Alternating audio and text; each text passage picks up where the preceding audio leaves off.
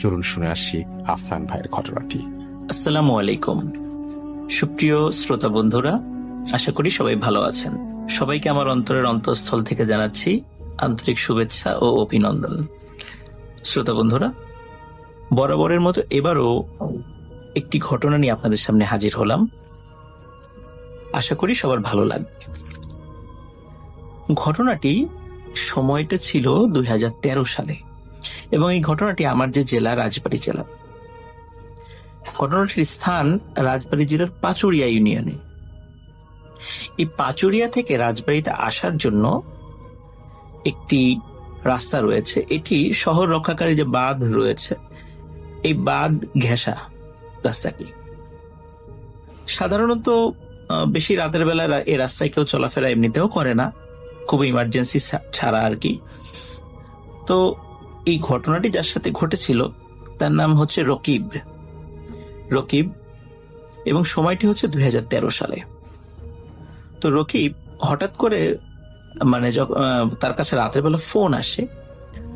তো বলা হয় তার একজন খুব ঘনিষ্ঠ আত্মীয় হঠাৎ করে অসুস্থ হয়ে রাজবাড়ীর সদর হসপিটালে ভর্তি, এবং তাকে এই খবরটি দেওয়ার পরে খুব ঘনিষ্ঠ আত্মীয় যেহেতু, তো রকিবের মোটরসাইকেল ছিল। তো রকিব চিন্তা করে যে এখন তাহলে যেহেতু মোটরসাইকেল আছে আমি তো যেতেই পারবো, সমস্যা নেই। তো রকিব মোটরসাইকেল নিয়ে বাসার থেকে বের হয় এবং পরিবারের সদস্যদেরকে ওই আত্মীয়র অসুস্থতার খবর জানায়, এবং পরিবারের সদস্যরাও বলে যে ঠিক আছে তুমি যাও। এখন এমত অবস্থায় সে যে একা যাবে, এখন চিন্তা করা হয়েছে তাহলে অন্য কোনো বন্ধুদেরকে সাথে নিয়ে যাই। কিন্তু ওই অবস্থায় যাদেরকেই ফোন দিচ্ছিল, মোবাইলে কল দিচ্ছিল, যেহেতু অনেক রাত ছিল, রাত প্রায় 2-2:30 বাজে, তখন কিন্তু কেউ, আর ওই সময়টা ছিল আবার শীতের রাত, এই কারণে অনেকেই গভীর ঘুমে বিভোর হয়েছিল, যার কারণে যাদেরকে ফোন করেছিল তারা কেউই ফোনটা রিসিভ করেনি। নিরুপায় হয়ে রকিব একাই মোটরসাইকেল নিয়ে বাসার থেকে বের হয়। রকিব যখন পাচুরিয়া থেকে তার বাসার থেকে মোটরসাইকেলটি নিয়ে যাচ্ছিল, তো পাচুরিয়া থেকে রাজবাড়ী আসার জন্য মাঝখানে একটি বাজার পড়ে, এটার নাম হচ্ছে উড়াকান্দা বাজার। তো উড়াকান্দা বাজার থেকে বাঁধের রাস্তা থেকে আরেকটু বাম সাইড দিয়ে নেমে যেতে হয়, সেখান দিয়েই রাজবাড়িতে আসাটা অনেক সহজ হয়।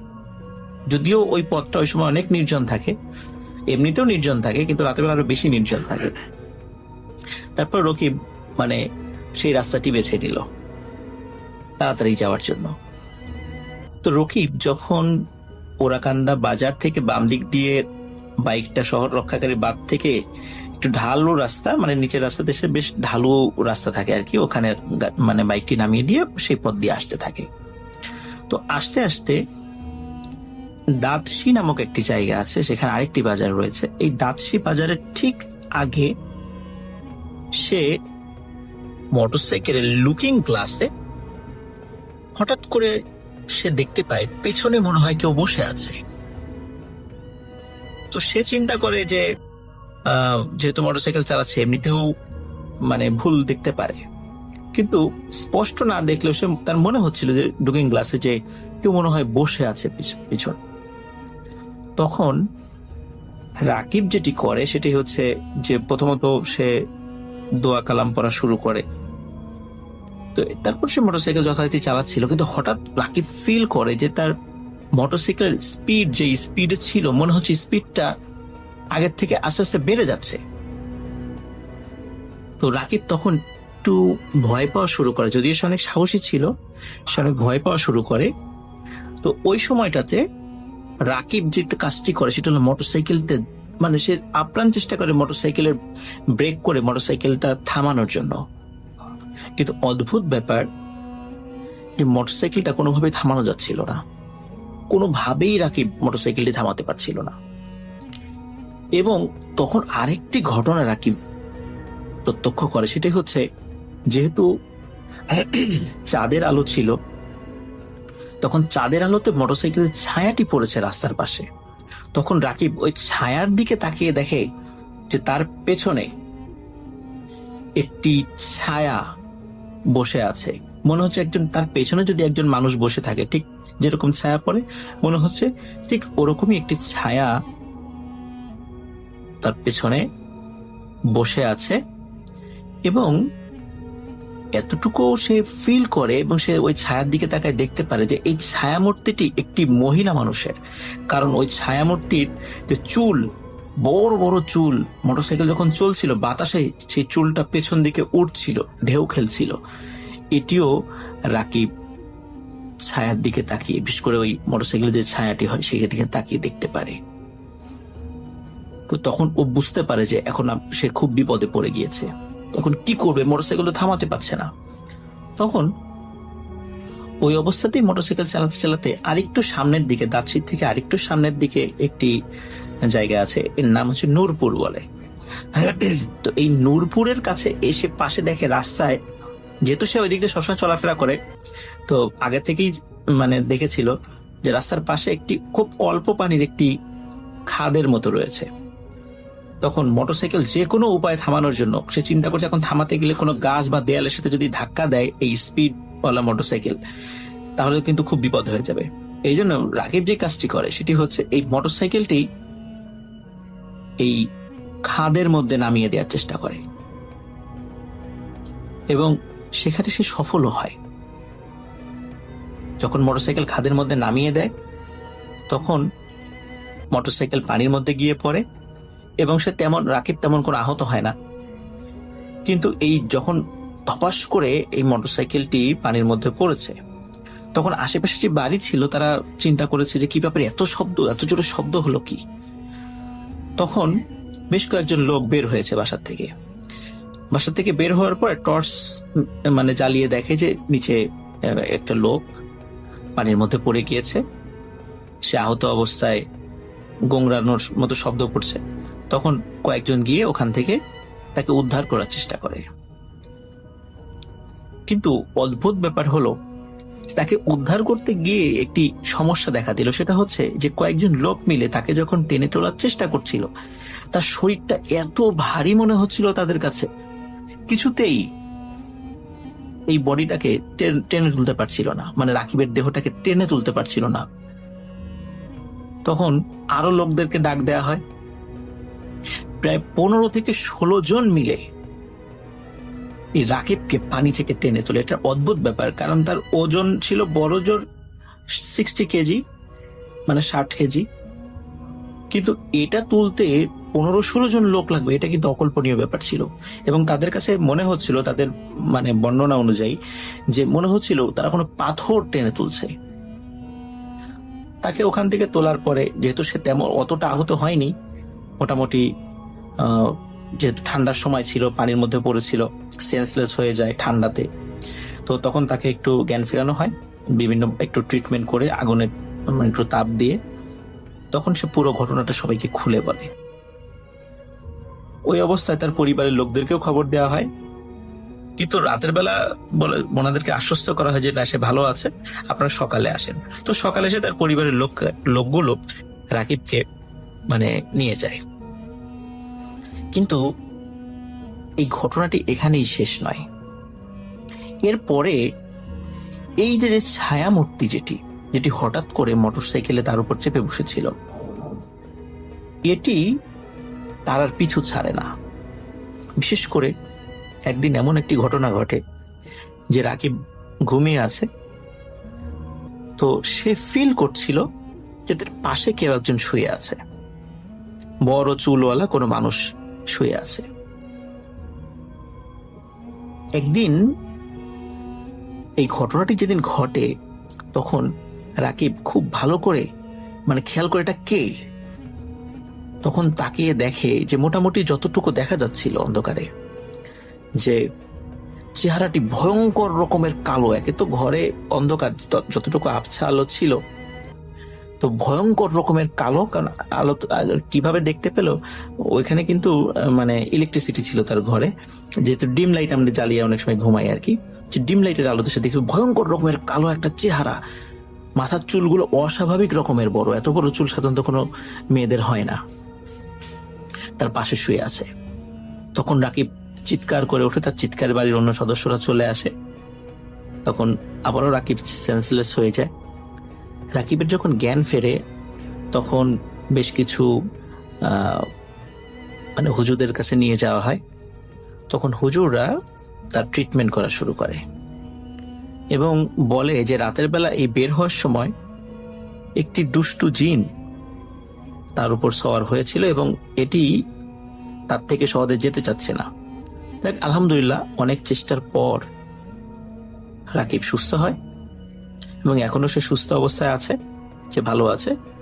বর্তমানে একটি মোবাইল অপারেটর কোম্পানিতে সে চাকরি করে। তো এটি ছিল ঘটনা। ধন্যবাদ শ্রোতা বন্ধুদেরকে, ধন্যবাদ রাসেলুল্লাহকে ঘটনাটি প্রচার করানোর জন্য। তো সবাইকে আবারও অভিনন্দন জানিয়ে আমি আফনান আপনার কাছ থেকে বিদায় নিচ্ছি। আসসালামু আলাইকুম। চলুন শুনে আসি হসপিটালের লাশের একটা চমৎকার ঘটনা। Stay tune. আসসালামু আলাইকুম রাসেল ভাই, আমি হাসিবুল হাসান রনি বলছি। জিজ্ঞেস করছি না কেমন আছেন, কারণ আপনি সবসময় ভালো দলেই থাকেন। আমি মিরপুর সারাপাড়ার বাসিন্দা। আমি সরাসরি ঘটনায় চলে যাচ্ছি। 2002 সালে আমি পাবনা সদর হাসপাতালের সংলগ্নে একটি ডায়াগনস্টিক সেন্টারে আমার বোনের হাজবেন্ডের দ্বারা আমি একটি প্যাথোলজি ল্যাবে প্রশিক্ষণ নিতে যাই।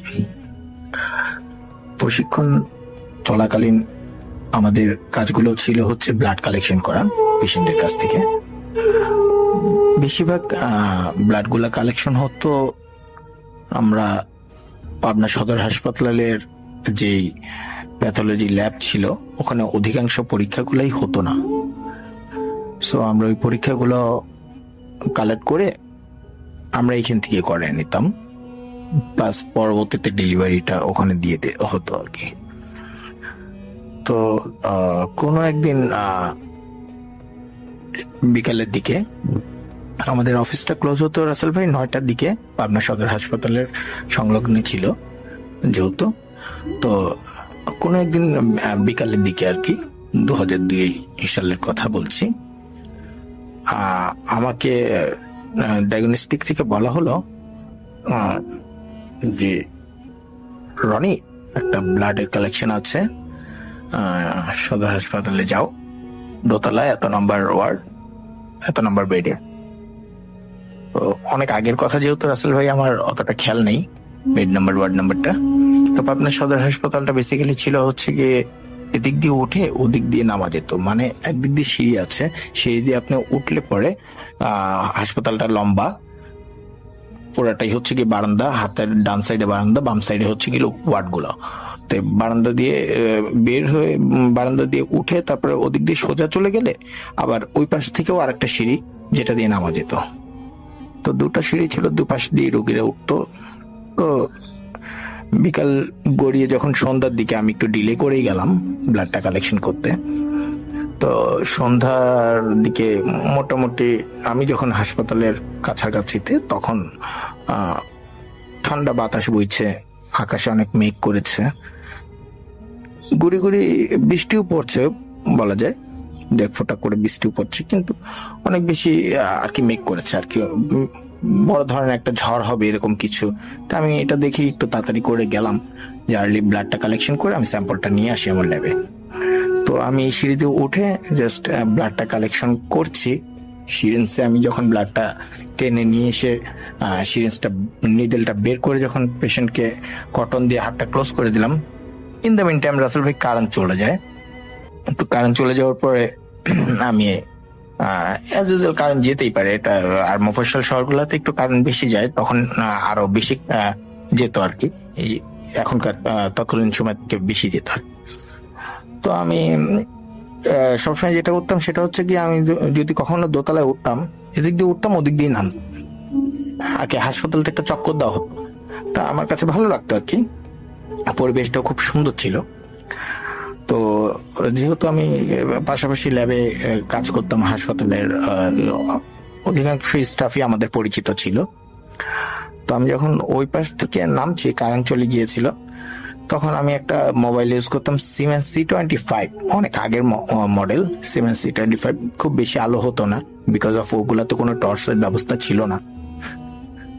যার ধরুন আমি ওইটা নিয়ে ওইটার আলোর প্রভাবেই আমি ওই সিঁড়ি দিয়ে নামার চেষ্টা করি। যেদিক দিয়ে উঠি ওটার বিপরীত সাইডে যে সিঁড়িটা, সেদিক দিয়ে নামার চেষ্টা করি। তো যেহেতু আলো বেশি হতো না, সেহেতু আস্তে আস্তেই নামার চেষ্টা করতেছিলাম। এর মধ্যে রাসেল ভাই খুব বাইরে বাতাস ছেড়ে দিল, আর প্রচন্ড বিজলি চমকাচ্ছিল, অনেক বেশি বিজলি চমকাচ্ছে। খুব বেশি আর কি, বড় ধরনের একটা ঝড় হবে এরকম একটা আশঙ্কা। বাদ ভাই আমি সিঁড়ি দিয়ে নামার চেষ্টা করতেছি। নামার পরে রাসেল ভাই সিঁড়ির ঠিক গোড়াটায়, যেখানে সিঁড়িটা 3টা পার্ট ছিল, 3টা পার্ট নামার পরে 3টা পার্টে এমন একটা গ্রাউন্ড ছিল, যে গ্রাউন্ডের মধ্যে আপনার ফ্লোরে অনেক স্পেস ছিল, যে স্পেসে আপনার 2-3টা মোটামুটি স্ট্রেচার রাখা যায়। তো আমি নামলাম, নেমে যখনই ডান সাইডে তাকালাম, হঠাৎ করে নামার পরে ডান সাইডে তাকালাম, হঠাৎ করে কেন জানি বিজলিটা খুব বেশি জোরে চমকায় উঠলো। ডান সাইডে তাকানোর পরে আমি দেখতে পেলাম ওখানে স্ট্রেচারে একটা লাশ শোয়ানো। রাসেল ভাই লাশ থাকতেই পারে, যখন আমি হাসপাতালে মেডিকেলের ওয়ার্কিং এর সাথে ইনভলভ, সেহেতু আমার এগুলা দেখে অভ্যস্ত। আমি এজ ইউজুয়াল তেমন একটা কিছু ফিল করিনি। যেহেতু সন্ধ্যার কাছাকাছি সময়, কিছুটা আলো প্রবেশ করছে, কিছুটা বিজলি চমকাচ্ছে, ঝাপসা দেখা যাচ্ছে সবকিছু, আমি বুঝতে পারছি যে লাশটার গায়ে একটা প্রিন্টের চাদর দিয়ে লাশটা ঢাকা। লাশটার হচ্ছে কি পা দুটোর শোয়ানোর পরে সোজা হয়ে উপরের দিকে থাকার কথা, সেখানে লাশটার পা দুটো উল্টা করে, আমরা বেসিক্যালি যে ভূত না, জিন টাইপের যেরকম পা দেখি, যে পা ঘুরানো থাকে, ঠিক ওইরকম। যাই হোক, আমি ওটা দেখে একটু কাছে গেলাম যে পাটা এরকম কেন।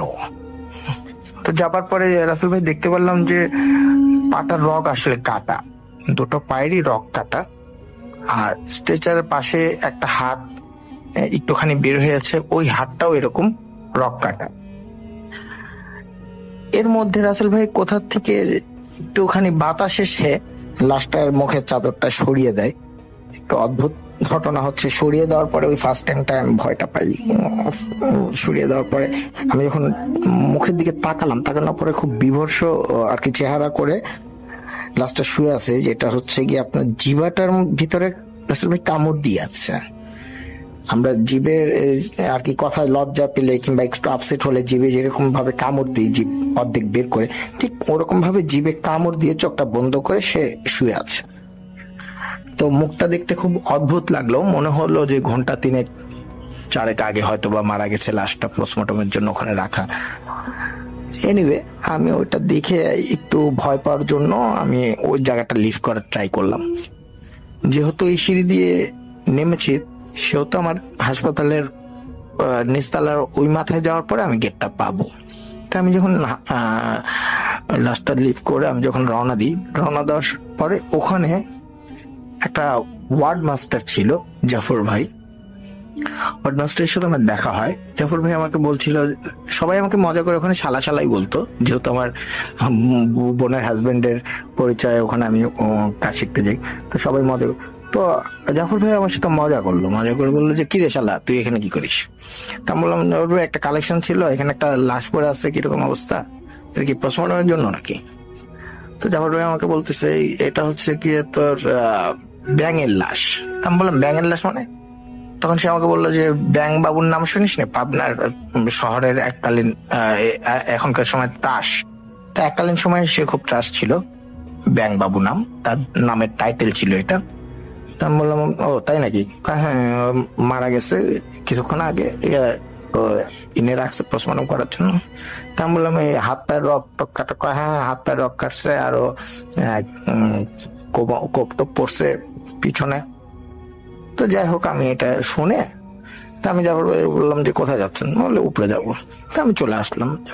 আমি চলে আসার পরে ল্যাবে ব্লাডটা কালেকশন দিলাম। দেওয়ার পরে আমি আমাদের যে সহকারী ছিল, আমাদের অনেক সিনিয়র, তাকে আমি বললাম যে এরকম ব্যাং বাবু না কি আছে পাবনাতে। তা আমার বেসিক্যালি রাসেল ভাই ঢাকাতেই জন্ম, আমি পাবনায় ওই কাজের জন্যই যাই। আমি পাবনা কি আর শিল্পপতিকে আমি অতটা ভালো করে চিনতাম না। তো যাই হোক, সে আমাকে বললো ও ব্যাং মারা গেছে নাকি, তাই নাকি। উনিও খুব আর কি শুনলো আমার কাছে ঘটনাটা, ইন্টারেস্টেড হয়ে শুনলো আর কি। শোনার পর আমি তাকে বললাম যে হ্যাঁ মারা গেছে, এইভাবে বিভৎসকর অবস্থায় মারা গেছে। তো আমার এতটুকু মনে আছে রাসেল ভাই, সেই দিনটা ছিল বৃহস্পতিবার। তো শুক্রবারের দিন বন্ধ ছিল আলটিমেটলি আমাদের অফিস। তো শুক্রবারের দিন আমি অফিসে যাইনি, আমরা চলে আসলাম বাসায়। আসার পরে আমার কাছে সারা রাত কেমন জানি একটু তন্দ্রা তন্দ্রা ঘুম হলো। ঘুমের মধ্যে আমি যে খুব বাজে কোনো স্বপ্ন দেখবো তাও দেখিনি, কিন্তু অস্বস্তিকর একটা ঘুম হলো। পরের দিন শুক্রবার, অ্যাজ ইউজুয়াল যা করি, শুক্রবারে হলিডে ছিল। তারপরের দিন হচ্ছে শনিবার, স্যাটারডে।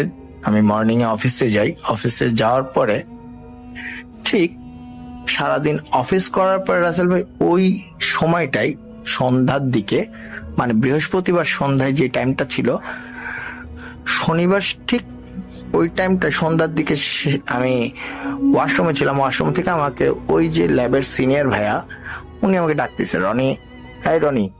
আমি বললাম যে ভাইয়া আমি বাথরুমে বেরোচ্ছি। তো বাথরুম থেকে আওয়াজ দিয়ে আমি বের হলাম। বের হওয়ার পর আমি বললাম হ্যাঁ কি হয়েছে? কয় শালা খালি মিথ্যা কথা বলিস না। তা আমি বললাম কেন ভাইয়া কি হয়েছে? তখন উনি আমাকে বললো যে তুই না বললি ব্যাং মারা গেছে, ব্যাং তো মারা গেছে আজ। আমি বললাম মানে? সে আমাকে বললো হ্যাঁ ব্যাং তো আজকে মারা গেছে, খালি ফাইলামি নাকি। আমি কথাটা শোনার পরে আমার কাছে আর কি ব্যাপারটা কেমন জানি বৃহস্পতিবার রাতের স্বপ্নের মতোই মনে আর কি, তন্দ্রা তন্দ্রা ঘুমের মতোই মনে হচ্ছিল অনেকটা। কি বলবো আপনাকে আর কি। আমি সাথে সাথে সদর হাসপাতালের কাছে চলে যাই ইমার্জেন্সিতে যাওয়ার পরে ফার্স্ট টাইম লাশগুলো আসে ইমার্জেন্সিতে আগে বডি চেক আপ করা হয়। বডি চেক আপ করানোর পরে লাশগুলো হয়তো বা বাইরে কোনো একটা স্থানে রাখে, না হলে ওই সিঁড়ির কোনায় রাখে যেখানে আমি ব্যাঙের লাশ দেখেছিলাম। যাই হোক, আমি সেখানে যাওয়ার মতো সিচুয়েশন হয়নি। আমি ইমার্জেন্সিতেই দেখলাম আসল ভাই, এটা আর কি আনবিলিভেবল ব্যাপার। অনেকেই অনেক ধরনের কাহিনী বলে। আই ডোন্ট নো আমি কি আর কি স্বপ্নই দেখেছি 2টা দিন ভরা, নাকি প্র্যাকটিক্যালি দেখেছি 2টা দিন ভরা, বাট এটা হচ্ছে গিয়ে বিট্রু। ওই চাদরটাই ছিল গায়ে, লাশটার 2টো পা ওইভাবেই রগগুলো কাটা ছিল, হাতের কবজির 2টোই কাটা অবস্থায় বাঁকানো ছিল। অবশেষে যেটা দেখতে পারলাম, মুখটার দিকে তাকিয়ে, এবার ব্যাঙের লাশটার চোখ খোলা ছিল, কিন্তু জিবলাটার ভিতরে রাসেল ভাই কামড় দেওয়া ছিল।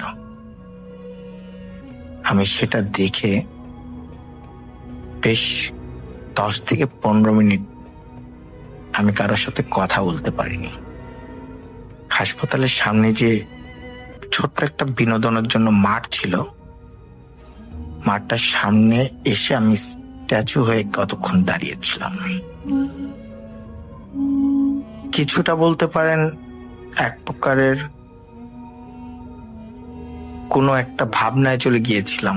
কোন ভাবনা ঠিক সেটা এখন পর্যন্ত বের করতে পারি। যাই হোক, তার কিছুক্ষণ পরে আমি জাফর ভাইয়ের সাথে দেখা করি। দেখা করার পরে জাফর ভাইকে আমি বলি, জাফর ভাই বৃহস্পতিবার রাতে খুব ঝড় হলো। জাফর ভাই আমাকে বললো হ্যাঁ। বললাম সন্ধ্যার দিকে এরকম এরকম একটা ঘটনা ঘটছে, আপনার সাথে আমার দেখা হয়েছিল। জাফর ভাই আমার মুখের দিকে হাসি দিয়ে বলল, তোর মাথায় সমস্যা হয়েছে, অল্প বয়সে এত লাশ দেখিস তো, মানিককে বলিস কয়দিন তোকে বাসায় জানি রেস্টে রাখে। আমাদের মালিকের আর কি মানিক বলতে আমার বোনের হাজবেন্ডের নাম ছিল মানিক, আর আমাদের মালিকের নাম ছিল মুকুল। জাফর ভাই আমাকে বললো যে মুকুল ভাইকেও আমি বলবো তোকে জানি কয়েকদিন বেড রেস্ট দেয়। এরকম অদ্ভুত কথাবার্তা বলিস কেন? তখন আমি তার হাতটা চেপে ধরে বললাম যে জাফর ভাই, সত্যি আপনি আমাকে বলেছিলেন এটা ব্যাঙের লাশ, তাই বলে আপনি উপরেও চলে গেলেন। জাফর ভাই আমার কাছ থেকে হাতটা ঝাটকা দিয়ে টান দিয়ে বললো, যেহেতু লাশ আসছে অনেক কাজ আছে, এসব কথা আর কাউরে বলিস না, বোকা ছেলে কোথাকার। কি বলিস এগুলো? একটা মানুষ কবার মরে? এখন আমার গায়ের কাটা শিংড়ে ওঠে রাসেল ভাই, আসলেও একটা মানুষ কবার মরে। যাই হোক রাসেল ভাই, এই ছিল আমার ঘটনা। তারপর আমি 3 দিনের বেড রেস্টে থাকি। মেন্টালিটি ঠিক করতে না করতে ডিসিশন নিয়ে নিই আমি আর প্যাথোলজির কাজ শিখবো না। আমি ঢাকায় চলে আসি। আর কখনো আমি সদর হাসপাতালের ভেতরে ঢুকে ওই জায়গাটায় আজও পর্যন্ত যেতে পারি। যদি ঘটনাটা ভালো লাগে রাসেল ভাই, অডিওটা প্লে করবেন। বিনীত আবেদন রইল, লিসনারদের উদ্দেশ্যে বলছি, আপনার সাথেও এরকম ঘটনা ঘটতে পারে, আমার সাথেও ঘটেছে। সবাই ভালো থাকবেন। আসসালামু আলাইকুম রাসেল ভাই, আশা করি আপনি সবসময় ভালো দলেই থাকবেন। আমার কাছে আরো অনেক ঘটনা আছে, যদি কখনো সময় করতে পারি এটা প্লে করলে বাদ বাকি ঘটনাগুলো পাঠানোর চেষ্টা করব। আল্লাহ হাফেজ। এখন যেটা করব সেটা হচ্ছে সরাসরি চলে যাব আমরা আমাদের প্রথম অতিথি হিসেবে আছেন আজকে আফনান ভাই, তার কাছে চলে যাব এবং তার কাছ থেকে একটা ঘটনা শুনে আসবো। আশা করছি যে এই ঘটনাটা আপনাদের অনেক বেশি ভালো লাগবে। চলুন শুরুতেই চলে যায় আফনান ভাইয়ের কাছে। প্রিয় লিসেনার্স, আসসালামু আলাইকুম। আমি আফনান, আশা করি সবাই ভালো আছেন, সুস্থ আছেন। প্রথম যে ঘটনাটি আপনাদের সাথে শেয়ার করতে যাচ্ছি, এই ঘটনাটি আমাদেরকে যিনি পাঠিয়েছেন ওনার নাম ওয়াদুদুল ইসলাম। উনি একজন রেমিটেন্স যোদ্ধা ভাই। তো ওয়াদুদুল ইসলাম ভাই বর্তমানে দুবাইতে রয়েছেন। ওনার বাড়ি হবিগঞ্জ জেলার বাহুবল উপজেলার সাতকাপন ইউনিয়নের একটি গ্রামে। সঙ্গত কারণে উনি ওনার গ্রামের নামটি প্রকাশ করেন নাই। এখন যে ঘটনাটি আপনাদের সাথে শেয়ার করবে, এই ঘটনাটি কালীগজিয়া টেলাকে কেন্দ্র করে। ঘটনাটি ঘটেছিল 2020 সালের জুন অথবা জুলাই মাসের দিকে। তখন কিন্তু করোনার একদম পিক টাইম চলছে। ওনাদের যে গ্রামটা, এটা মধুপুর চা বাগানের পাশেই অবস্থিত। মধুপুর চা বাগান পার হয়ে পূর্ব দিকে বিশাল এলাকা নিয়ে পাহাড়। তো ওনাদের গ্রামের ছেলেরা মাঝে মধ্যেই ওইদিকে যেত, অনেকে গরুর জন্য ঘাস কাটতে যেত, আবার ওইদিকে লেবু, তারপরে কাঁঠাল, আনারস এগুলোর গাছ তো ছিলই, সেখান থেকে এগুলো সংগ্রহ করতে যেত। এছাড়া অনেক কাঠের গাছ ছিল যেগুলো অনেকে কেটে ফেলতো। আর এই গাছ কাটা রোধ করার জন্য কিন্তু ফরেস্ট অফিস থেকে রেগুলার কিছু লোক নিয়োগ করা ছিল। তারা প্রতিনিয়তই এগুলো পাহারা দিতেন, যারা গাছ কাটতে যেত তাদেরকে ভাগিয়ে দিতেন। আর অন্যান্য কাজও মানুষ যেত। এই যে ওয়াদুদ ভাই, উনিও কিন্তু মাঝে মধ্যেই বন্ধু বান্ধবদের নিয়ে ওদিকে ঘুরতে যেতেন। তো 2020 সালের ওই সময় কি হয়, বন বিভাগের লোকেরা আশেপাশের কিছু গ্রামের লোকদেরকে খবর দিয়ে বলেন যে এখানে তো অনেক জঙ্গল হয়ে গেছে, জঙ্গলগুলো তো কেটে সাফ করার দরকার। তো আমরা যে কাজটা করতে চাই সেটা হচ্ছে যে এখানে নতুন করে চারা রোপণ করতে চাই, জঙ্গল সাফ করে। আপনারা যারা জঙ্গল কাটার কাজে আগ্রহী তারা নিজ নিজ দা কুড়াল যা আছে সেগুলো নিয়ে চলে আসবেন। প্রতিদিন নগদ 200 টাকা করে দেয়া হবে এবং যে যতটুকু কাটবেন গাছপালা জঙ্গল এগুলো লাকড়ির জন্য বাড়িতে নিয়ে যেতে পারবেন। তো এটা শোনার পর লোকজন তো খুশি হয়, কারণ হচ্ছে লাকড়ির কাঠের জন্য তারা এমনিতেই বিভিন্নভাবে ছল চাতুরির আশ্রয় নিয়ে সেখানে গিয়ে এগুলো কাটাকাটি করতেন। এখন যেহেতু ফরেস্ট অফিস থেকে বলে দেওয়া হয়েছে কাটার জন্য, এই জন্য সুযোগও পাওয়া গেল, সেই সাথে নগদ 200 টাকাও পাওয়া যাবে। এই জন্য অনেকেই সেখানে গাছ কাটতে এবং জঙ্গল সাফ করতে আগ্রহী হয়েছিলেন। এই যে ওয়াদুদ ভাইদের যে গ্রাম, ওই গ্রাম থেকেও 5-6 জনের একটা গ্রুপ রেডি হয়ে যায়। তো ওই গ্রুপে যারা ছিলেন তাদের নাম হচ্ছে সাজু, লিমান, তোফায়েল, হাসান, ইমরান, এদের প্রত্যেকেরই বয়স ছিল 15 থেকে 20 বছরের ভেতরে। তো সবাই চিন্তা করেছে যে নগদ টাকাও পাবো, তাছাড়া জঙ্গল কেটে নিয়ে আসলে তো রান্নার জন্য লাকড়িও হবে, ভালোই তো। অন্য সময় তো আর কাটা যায় না, বন বিভাগের লোকরা সবসময় পাহারা দিয়ে রাখে। তো তারা গিয়ে যখন জঙ্গলের এই গাছ কাটা শুরু করে, কিছুক্ষণ কাটার পর একজন দেখতে পায় পাহাড়ের একটি টিলা, যে টিলার নাম হচ্ছে কালীগজিয়া টিলা, ওইটার মাঝখানের একটা অংশ, ঢালু অংশ, সেখান দিয়ে একটা লম্বা শেকড় বের হয়ে এসেছে, গাছের একটা শেকড়। ওই শেকড়ের মধ্যে বিশাল বড় একটা মৌচাক। যারা পাহাড়ে আছেন বা পাহাড়ে যারা গিয়েছেন কখনো, তারা নিশ্চয়ই বুঝতে পারবেন যে অনেক সময় গাছের শেকড়গুলো মাটি থেকে বাইরে বেরিয়ে থাকে, কারণ ওখানে তো সব ঢালু। ওই ঢালুর ভেতর দিয়ে অনেক সময় শেকড় লম্বা হয়ে ফাঁকা বা শূন্য স্থানে বেরিয়ে থাকে। তো ওইরকম একটা শেকড়ের সাথে বিশাল বড় একটা মৌচাক ছিল। তো এটা ওরা দেখেছে, বিশেষ করে এই যে গ্রুপের নামটা বললাম, তো ওরা ওখানে গিয়েছে, দেখেছে। এখন তারা চিন্তা করেছে এটা তো বিশাল বড় একটা মৌচাক, এখন তো আরো অন্যান্য লোক এদিকে আসবে, এটা দেখে ফেললে তো এটা কেটে ফেলবে, মধু নিয়ে যাবে, তাহলে তো কেমন হয়ে গেল না? ওরা একটা দেখলো আর একজন ভেঙে নিয়ে যাবে। ওরা একটা পরামর্শ করে। পরামর্শটা হচ্ছে একজনকে ওখানে রেখে দেয় যে খবরদার এদিকে কাউকে আসতে দিবি না, তাহলে কিন্তু এই চাক দেখে ফেলবে, মধু কেটে নিয়ে যাবে। আমরা অন্যদিকে জঙ্গল সাফ করতেছি, এদিকে আমরা অন্যদিকের লোকজনকে আসতে দিব না, আমরা বলবো যে এইটুকু আমরা কাটছি, তোমরা অন্যদিকে যাও, এভাবে ভাগিয়ে দেব। আর সমস্যা হলো যে ওরা কেউই এই মৌচাক কাটতে জানে না, আর দিনের বেলা মৌচাক ভাঙাটা বেশ ঝুঁকিপূর্ণ। ওদের কাছে ওই ধরনের কোনো ম্যাটেরিয়ালসও ছিল না যেটা ইউজ করে ওরা কাটবে, মৌমাছির কামড় খেতে হবে। তো সাজু বলল যে আমরা রাতের বেলাটা ভাঙবো, দেখেই তো গেলাম এটা কোথায়। এখানে একটা কথা, সেটা হচ্ছে এই মৌচাক ভাঙায় ওই গ্রামের খুব প্রবীণ একজন মুরব্বী, যিনি এটাতে খুবই পারদর্শী ছিলেন, তার নাম হচ্ছে আলী। সবাই ওনাকে আলী দাদু বলেই ডাকতো আর কি। তো ওনার কাছে সবাই গেল পরবর্তীতে এসে আর কি, ওই জঙ্গল সাফ করার একটা পর্যায়ে তারা যখন কাজ শেষ করে ফেলেছে। আর এই যে আলী দাদু, উনি কিন্তু মৌচাক ভাঙায় এতটাই পারদর্শী, উনি মৌচাকের কাছে গেলেই কোন জায়গাটাতে রানী মৌমাছি আছে সেটা বুঝতে পারতেন। রানী মৌমাছিটাকে উনি আটকে ফেলতেন, আর রানী মৌমাছিকে আটকে ফেললে অন্য মৌমাছিগুলো নাকি কামড় দিতে আসে না। এরপরে উনি রানী মৌমাছিটিকে ছেড়ে দিতেন যখন মৌচাক কাটা হয়ে যেত। তো এইভাবে উনি মৌচাক কাটতে খুবই পারদর্শী ছিলেন। তো ওই আলী দাদুর কাছে গিয়ে ওনারা তো বলেছেন যে এই ব্যাপার দাদু, তোমাকে এটা কাটতে হবে। উনি বলেছেন কোথায় এই জিনিসটা, তোরা কোথায় দেখেছিস? তখন তো ওনারা বলছেন যে এটা তো কালীগজিয়া টিলার একটা জায়গায়। কোন জায়গায়? কালীগজিয়া টিলার একটা জায়গায়। ওরে বাপরে, ওইখানে তো যাওয়া যাবে না, ওইখানে সমস্যা আছে, ওই জায়গাটা দোষের। আর রাতের বেলা তো দূরের কথা, দিনের বেলা তো আমি কাটতে যেতে রাজি না, এই যা তো যা, এইসব ঝামেলা করিস না। কিন্তু ওরা তো নাছর বান্দা, আলী দাদুকে রাজি করিয়েই ছাড়বেন। এর মধ্যে আরো 3-4 জন এসে যোগ দিলেন, তাদেরই বন্ধু বান্ধব।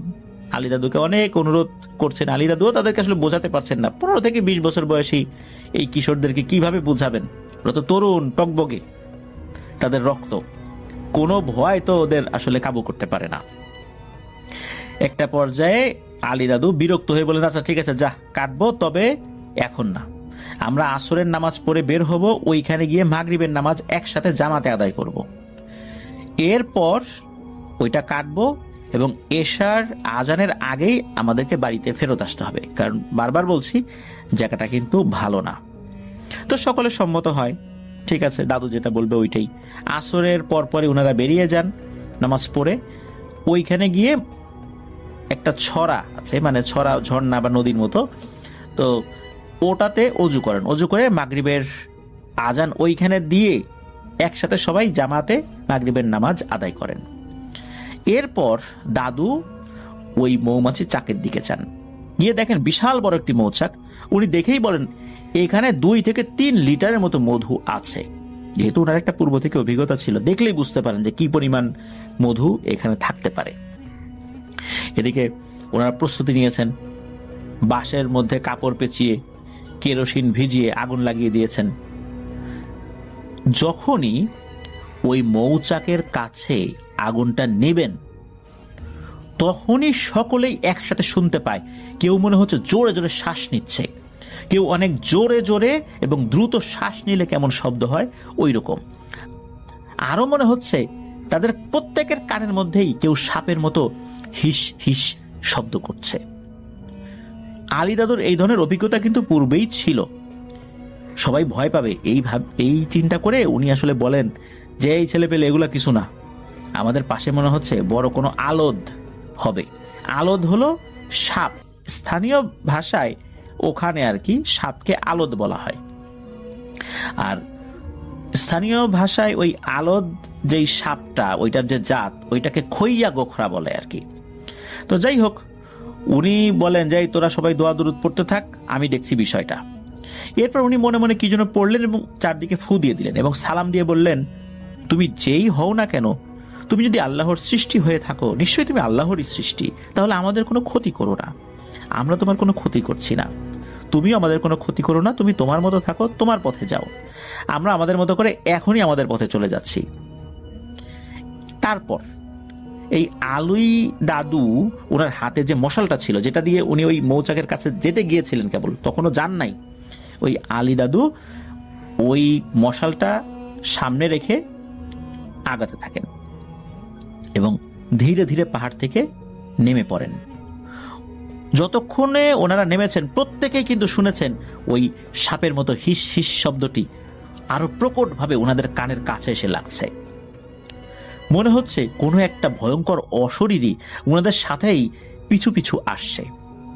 ওনারা পাহাড় থেকে নেমে আসার পর আলী দাদু সূরা পড়ে সকলের শরীরে ফু দিয়ে দিলেন এবং শরীর বন্ধ করে দিলেন। সবাইকে বললেন, এবার সবাই নিচের দিকে চেয়ে একদম বরাবর হাঁটতে থাকো, কেউ কিন্তু পিছনে তাকাবে না।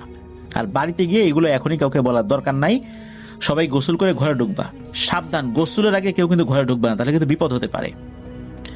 তো ওনারা শরীর বন্ধ করার সাথে সাথেই একটা অদ্ভুত জিনিস দেখতে পেলেন। পেছন দিকে তাকানো লাগে নাই, ওনারা দেখতে পেলেন পাশেই মনে হচ্ছে বিশাল আকৃতির কোনো একটা লম্বা জিনিস জঙ্গলকে সরিয়ে উপর দিকে উঠে যাচ্ছে।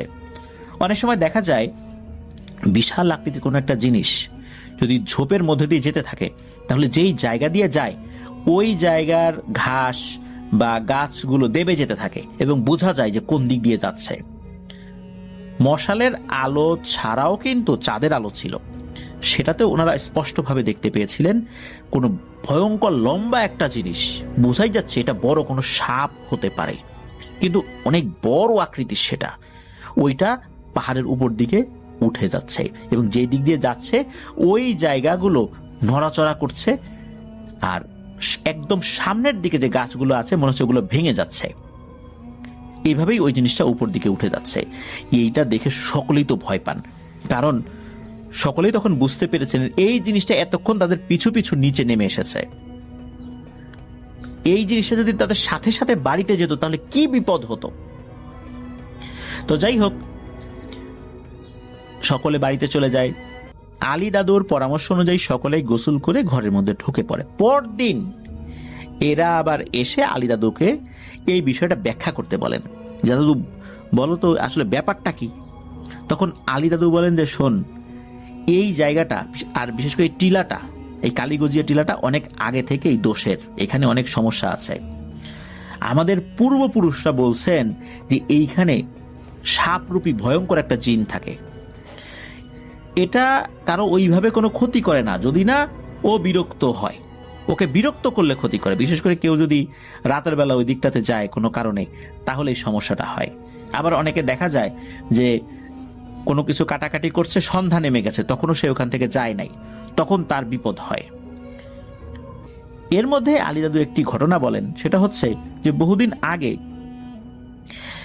এই ধরনের কিছু ঘটনা শোনা যেত। তখন ওই পাহাড়ে মানুষ ছন কাটার জন্য যেত। বেশ কিছু মানুষ মারা গিয়েছিল। যখন দেখা গেল রাত হয়ে গেছে, পাওয়া যাচ্ছে না, এরপর লোকজন মশাল নিয়ে তাকে খুঁজতে যায়। পরবর্তী দেখা যায় ওই যে পাশে যে ছড়াটা রয়েছে, যেই ছড়াতে ওনারা অজু করেছিলেন, তো ওই ছড়ার ওখানে বালুর মধ্যে মাথাটা গেড়ে রাখা। এই ধরনের ঘটনা নাকি বেশ কয়েকবার ঘটেছে। তবে এখন আশেপাশে অনেক ঘরবাড়ি হয়ে গেছে, চারদিকে আলোকিত হয়ে গেছে, এখন এই ধরনের ঘটনা খুব একটা দেখা না গেলেও রাতের বেলা ওই দিকটাতে গেলে এখনো ভয়ঙ্কর ওই সাপরূপী জিনের মুখোমুখি অনেকেই হয়ে থাকেন। আলী দাদু এটাও বলেন, ওনারা যেহেতু ওইখানে ওই মৌমাছির চাকে আর আগুন দেন নাই, দ্রুত ওখান থেকে নেমে এসেছিলেন, আর মাগরিবের সালাত ওখানে আদায় করেছিলেন, আর ওই জিনটাকে সালাম দিয়েছিলেন, শরীর বন্ধ করে চলে এসেছিলেন, এই জন্য ওই অবয়বটা আর ওনাদের সাথে আসে নাই, ওখান থেকে ফেরত চলে গেছে। যদি আসতো তাহলে ভয়ঙ্কর বিপদ হতো। কালীগজিয়া টিলায় এখনো ওই ভয়ঙ্কর সাপটি রয়েছে, এটাই আমাদেরকে জানিয়েছেন ওয়াদুদুল ইসলাম ভাই। আরও একটা ঘটনায় চলে যাব আমরা, এবং এই ঘটনাটা একটা অডিও ক্লিপ। চলুন শুনে আসি অডিও ক্লিপটি। আশা করছি এই অডিও ক্লিপটিও আপনাদেরকে অনেক অনেক আনন্দ দেবে। চলুন শুনে আসি। আসসালামু আলাইকুম রাসেল ভাই, আশা করি ভালো আছেন, কারণ আপনি সবসময় ভালো দলে। আমি চট্টগ্রাম থেকে মোহাম্মদ জিশানুর রহমান বলছি। যদি ভালো লাগে অবশ্যই আপনারা প্লে করবেন। এবং আমি এখন যে ঘটনাটি আপনাদের সাথে শেয়ার করতে যাচ্ছি, এই ঘটনাটি হচ্ছে একটি সত্যি ঘটনা, এবং এই ঘটনাটি ঘটে আমার মামার বাড়ির এলাকাতে। তো আমি আর কথা না বাড়িয়ে আমি ঘটনায় চলে যাচ্ছি। তো একটু বলে রাখি ভাইয়া, ঘটনাটি আমি শুনি আমার এক বন্ধুর কাছে, যে মানে ওই যেখানে ঘটনাটি ঘটেছিল সে ওখানেরই ছাত্র ছিল। তো যাই হোক, আমি ঘটনাতে চলে যাচ্ছি।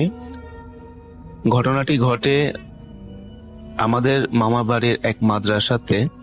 ওই মাদ্রাসার ওইটা হচ্ছে একটি ফাজেল মাদ্রাসা। ওই ফাজেল মাদ্রাসাতে হোস্টেল ছিল, মানে হোস্টেল ছাত্রাবাস ছিল। তো ছাত্রাবাসে ছাত্ররা থেকে লেখাপড়া করতে পারতো এবং আবাসিক সিস্টেম ছিল। তো ওই মাদ্রাসার দাখিল শ্রেণীর যিনি মুহাদ্দিস বা যিনি হাদিস পড়াতেন, তার নাম ছিল মোহাম্মদ, আমি নামটি আসলে একটু স্কিপ করতে চাচ্ছি, নামটি আমি বলতে চাচ্ছি না প্রসঙ্গত কারণে। তো যাই হোক, দাখিল ক্লাসের মধ্যে যিনি হাদিস পড়াতেন তিনি প্রচন্ড একজন জ্ঞানী, একজন আলেম ছিলেন, এবং তার অনেক স্টুডেন্ট ছিল, ছাত্র ছিল। তিনি অনেক বড় বড় আলেমকেই বাংলাদেশে তৈরি করে দিয়েছেন, যারা এখন বাংলাদেশের অনেক জায়গাতে ভালো ভালো বয়ান এবং ওয়াজ করে থাকেন। তো ওই ঘটনাটি শুরু হয় আসলে ওনাকে কেন্দ্র করেই। তো উনি শুধু দাখিল ক্লাস না, উনি যে কোনো নিচের ক্লাসের বা দাখিল ক্লাস হোক বা আলিম ক্লাস হোক, উনি যখন কোনো ক্লাস করাতেন, যেমন আমরা যখন টিচাররা যখন আমাদেরকে লেকচার দেয়, দেখা যায় যে টিচাররা আমাদের দিকে মুখ করে থাকে। সামনে যদি 100 বা 80-90 জন স্টুডেন্ট বসা থাকে, টিচাররা সবসময় স্টুডেন্টদের দিকে ফিরেই কিন্তু লেকচারটা দেন। তো ঠিক তিনিও এই কাজটি করতেন, যে তার সামনে যদি 60 জন বা 70 জন স্টুডেন্ট বসা থাকতো, তিনি তাদেরকে হাদিস পড়াতেন, হাদিস বুঝাতেন। বুঝানোর পরে সবাইকে যখন বুঝানো হয়ে যেত, ক্লাস শেষ হওয়ার 5 থেকে 10 মিনিট পূর্বে তিনি পিছনের দিকে তাকিয়ে যেতেন। পিছনের দিকে তাকিয়ে তিনি দেখা যেত যে পিছনে কাউকে দেখা যাচ্ছে না, কেউ দেখতো না যে পিছনে কেউ আছে কিনা, কিন্তু উনি জিনিসটা দেখতেন কিনা সেটা আসলে উনি কখনো বলেননি। তো উনি পিছনের দিকে তাকিয়ে মানে একটা অদৃশ্য কাউকে হয়তো বা কিছু উনি বুঝাতেন যে তোমরা বুঝছো কিনা। উনি হাত লাড়তেন, এবং উনি ওনার নানা রকম বডি ল্যাঙ্গুয়েজ দিয়ে পিছনে ফিরে উনি তাকিয়ে প্রায় 5 থেকে 10 মিনিট উনি লেকচার দিয়ে তারপরে উনি ক্লাস থেকে বের হতেন।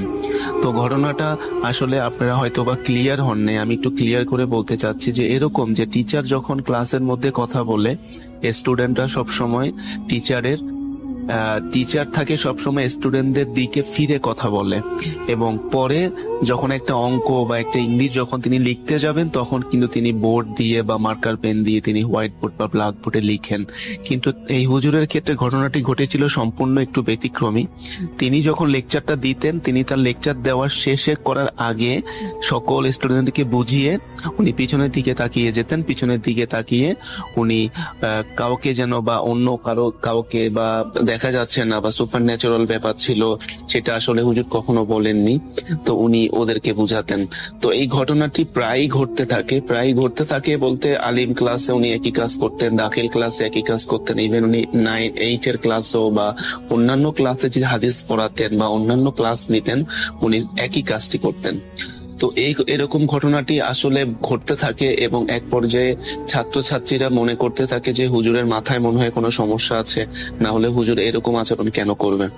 তো তারা এক পর্যায়ে তারা দেখা যায় এর মধ্যে একটা থাকে না যে ক্লাসের মধ্যে কিছু দুষ্ট ছেলে থাকে যারা টিচারদের নানা রকম নাম দেয়, নানা রকম আজে বাজে নাম দিয়ে তারা ডাকে রাস্তাঘাটে, একটু টিচারদেরকে একটু ইনসাল্ট করার চেষ্টা করে। তো এরকম ওই দাখিল ক্লাসের মধ্যে দুই একটা ছেলে ছিল যারা হুজুরকে রাস্তা দেখলে হুজুরকে পাগল বা মেন্টাল বলে এরকম বলে দৌড় দিত। তো এই জিনিসটা হুজুর খুব মনে কষ্ট পেতেন।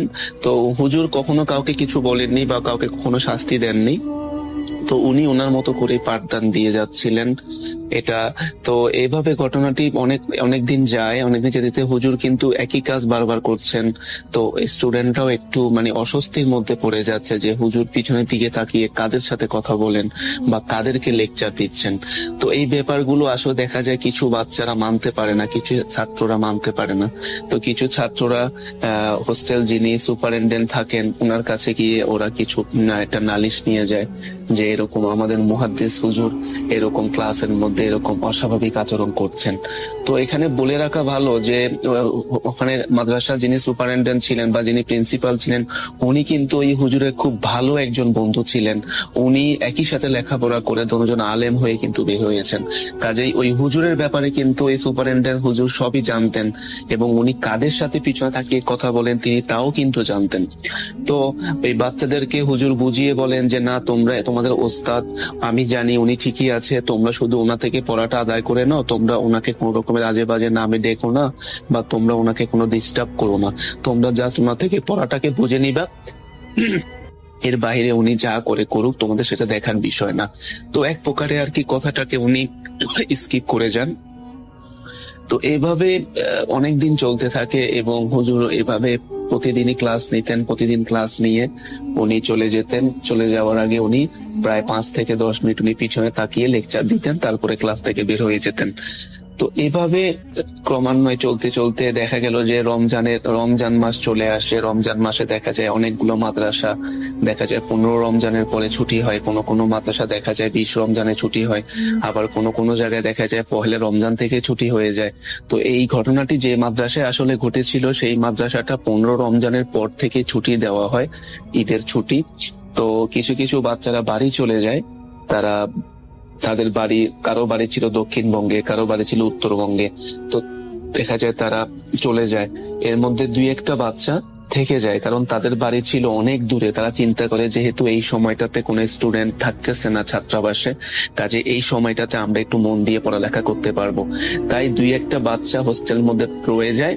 এবং একটু একটা জিনিস বলতে ভুলে গিয়েছি যে হুজুরটা মুহাদ্দিস বা যিনি ওই ক্লাসগুলো করাতেন উনিই কিন্তু হোস্টেল সুপার ছিলেন। তো হোস্টেল সুপার বাধ্য হয়ে যান, ওই হুজুরটা থাকতে বাধ্য হন, যেহেতু সবগুলো বাচ্চা এখনো চলে যায়নি, তাই তিনি ওই বাচ্চাগুলোর দায়িত্ব নিয়ে ওই মাদ্রাসাতে স্টে করেন ঈদ পর্যন্ত। তো রাসেল ভাই, ঘটনা যেটা আসল ঘটে সেটা শুরু হয় ওই সব ছাত্ররা চলে যাওয়ার 2 থেকে 3 দিন পরে রাতের বেলা। রমজান মাসই ছিল। তো রমজান মাসে সবাই তারাবির নামাজ পড়ার পরে খাওয়া দাওয়া করে খুব আর্লি সবাই ঘুমাতে চলে যায়। মাদ্রাসাতে নিয়মটা হচ্ছে এটা যে এশার নামাজ তারাবিটা পড়েই তাড়াতাড়ি কিন্তু ঘুমিয়ে যেতে হয়। তারপরে আবার দেখা যায় যে সেহরির আগে উঠে তাহাজ্জুদ নামাজ পড়তে হয়। তো যাই হোক, তো একটা ছেলে, যে ছেলেটা হুজুরকে খুব বেশি ডিস্টার্ব করতো, ও কিন্তু আসলে মাদ্রাসার হোস্টেলে থাকতো। তো ওই ছেলেটা নামাজ এবং তারাবির নামাজ শেষ করে সে রাতের বেলা 9টা কি 9:30টার দিকে সে ক্যান্টিনে তার রাতের খাবারটা সে গ্রহণ করতে যায়। তো রাতের খাবারটা আবার খেয়ে সে সুন্দর মতো তার যে রুমে সে থাকে সেই রুমে আর কেউই ছিল না, সে একা ছিল, সবাই যেহেতু বাড়ি চলে গেছে। সে ঘুমানোর জন্য প্রস্তুতি নেয়, সে ঘুমিয়ে যাওয়ার চেষ্টা করে। সে 10টা কি 10:30টার দিকে সে ঘুমিয়ে যায়। তো যেহেতু সেহরি খেতে উঠতে হবে, সে আগে আবার তাহাজ্জুদ পড়তে উঠতে হবে, তাই সে চিন্তা করে যে একটু ঘুমিয়ে নিই, 2-1 ঘন্টা ঘুমালে শরীরটা একটু ভালো থাকবে। তো যেই কথা সেই কাজ, ছেলেটা মশারি টাঙিয়ে সুন্দর মতো তার বেডটাকে গুছিয়ে সে শুয়ে যায়। তো শুয়ে যাওয়ার কিছুক্ষণ পরে তার ঘুমিয়ে যায়।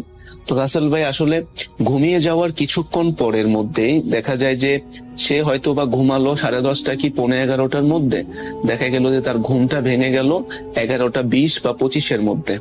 প্রচন্ড মশার কামড়, প্রচন্ড মশা তাকে কামড় দিচ্ছে, মানে পুরো মশা মনে হচ্ছে তার পুরো বেডটাকে ঘিরে ফেলেছে।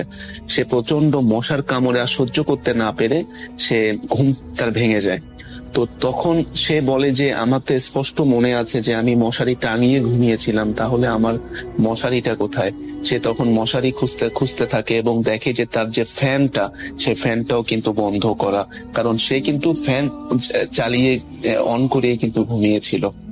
তো যাই হোক রাসেল ভাই, তারপরে সে মনে করে যে হয়তোবা মনের ভুল হতে পারে।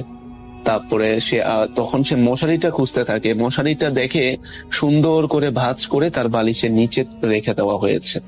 এবং সে মানে নিজেকে এটা বোঝায় যে হয়তোবা খুব ঘুম পেয়েছিল, ঘুমের ঘোরে আমি হয়তোবা মশারি টাঙাতে ভুলে গেছি। তারপরে সে আবার ফ্যান চালায় এবং মশারি টাঙিয়ে সে আবার ঘুমিয়ে যায়। তো রাসেল ভাই ঘুমিয়ে যাওয়ার কিছুক্ষণ পরের মধ্যেই আবার দেখা যায় ঘন্টাখানেক মধ্যে তার ঘুম ভেঙে যায়, আবার তাকে প্রচন্ড মশা তাকে কামড়াতে থাকে। এবং সে তখন হঠাৎ করে বিছনা থেকে লাফ দিয়ে উঠে এবং একটু ভয় পায় যে পরপর 2টি ঘটনা তার সঙ্গে ঘটছে। কারণ তার স্পষ্ট কিন্তু মনে আছে যে সে সেকেন্ড টাইম কিন্তু তার যখন ঘুমটা ভাঙে, ফার্স্ট টাইমে সে কিন্তু মশারি টানিয়েই ঘুমিয়েছিল। তাহলে মশারি কোথায় গেল? তো রাসেল ভাই সে একটু ভয় পেয়ে সে দেখে যে মশারি নেই। তো সে তার বেড থেকে উঠে মশারিটা খোঁজার চেষ্টা করে, দেখে যে মশারি কোথাও নেই। তাই সে তার রুমে লাইটটা জ্বালানোর জন্য তার বেড থেকে কিন্তু লাইটটা হাত দিয়ে ধরা যেত বা পাওয়া যেত, সে তাই হাত দিয়ে তার বেড থেকে লাইটটাকে যখন ক্লিক করতে গেল সুইচে, দেখলো কি যে সেখানে কোনো লাইটের সুইচ নেই। তখন হঠাৎ সে বলল যে কি ব্যাপার, আমি তো সব সময় ঘুমাতে যাওয়ার আগে আমি শুয়ে থেকে আমি লাইটটা অন করি, তাহলে আমি কেন এখন লাইট অন করতে পারতেছি না? তখন সে ভাবে যে যাক হয়তো বা আমি নিচে নেমে দেখি যে ঘটনাটা কি। যখন সে নিচে নামতে যাবে রাসেল ভাই, সে ফিল করে যে সে যে পা দিচ্ছে তার পায়ের নিচে কিন্তু কোনো মাটি বা কোনো ফ্লোর নেই রাসেল ভাই। তখন সে হঠাৎ নিজেকে আবিষ্কার করে যে তার পুরো বেডটা বা তার পুরো চৌকিটা বা খাটটা যেখানে সে ঘুমাতো, সেটা মাটি থেকে প্রায় 20 থেকে 30 ফুট উপরে কিন্তু ভেসে আছে। তখন এটা যখন সে রিয়ালাইজ করে যে সে শূন্যের উপর ভেসে আছে, তখন সে চিৎকার, ছোট বাচ্চা রাসেল ভাই, অনেক ছোট ছিল সে, মানে দাখিলের স্টুডেন্ট, আর কত বড়ই বা হবে। তখন সে চিৎকার করে অজ্ঞান হয়ে যায়, কিন্তু সে চিৎকারটা এত জোরে সে করেছিল পুরো মাদ্রাসা শোনা গিয়েছিল। তখন পাশেই সুপার হুজুরের রুম ছিল, যিনি তাদেরকে হাদিস পড়াতেন, তিনি চিৎকারটা শুনতে পান এবং তিনি চিৎকারটা শুনে তিনি মাদ্রাসার দারোয়ান এবং আরো 2-1 ছাত্র ছিল সেখানে, তাদেরকে সহ তার রুমের কাছে গিয়ে দেখেন রুমটি লক করা। তো দারোয়ানকে বলে, দারোয়ান তুমি রুমটাকে ভেঙে ফেলো, তারপর রুমটা খুলো। তখন দারোয়ান এক ধাক্কা দিয়ে রুমটা মানে ভেঙে ফেলার মতো করে রুমটাকে খুলে ফেলার পরে দারোয়ান সহ সবাই এবং ওই সুপার হুজুর দেখতে পেলেন যে ছেলেটা মাটিতে অজ্ঞান হয়ে পড়ে আছে এবং তার মুখ দিয়ে ফেনা উঠতেছে। প্রচন্ড ভয় সে পেয়ে সারা শরীর কাঁপছে। তখন হুজুরা দোয়া কালাম পড়ে সূরা কালাম তেলাওয়াত যেটুকু ওনারা করে ফু দিয়ে একটু পানি খাইয়ে ছেলেটার সেন্স আনার চেষ্টা করে।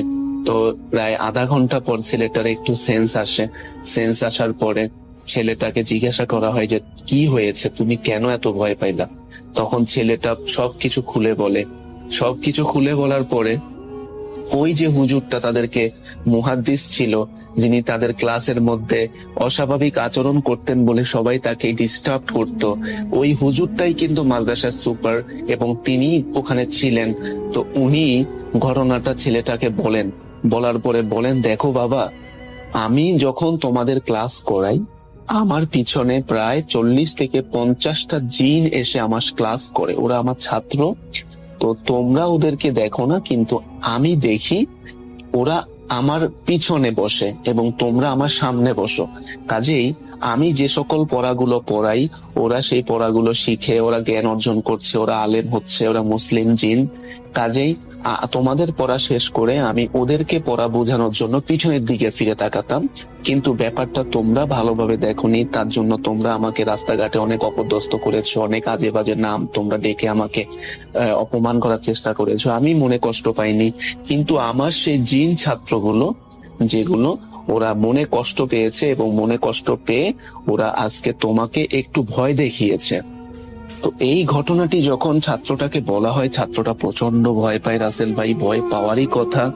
তো সে হুজুরের কাছে মাপ চায়, মাপ চাওয়ার পরে হুজুর তাকে মাফ করে দেন এবং সে আর ওই ছাত্রাবাসে থাকার কোনো সাহস তার হয় না। সে ঈদের ছুটি ছিল তার, তাই সে তার মালসামানা নিয়ে পরদিনই সে তার বাড়ি রওনা হয়ে যায় রাসেল ভাই। তো রাসেল ভাই, এই হচ্ছে ঘটনা।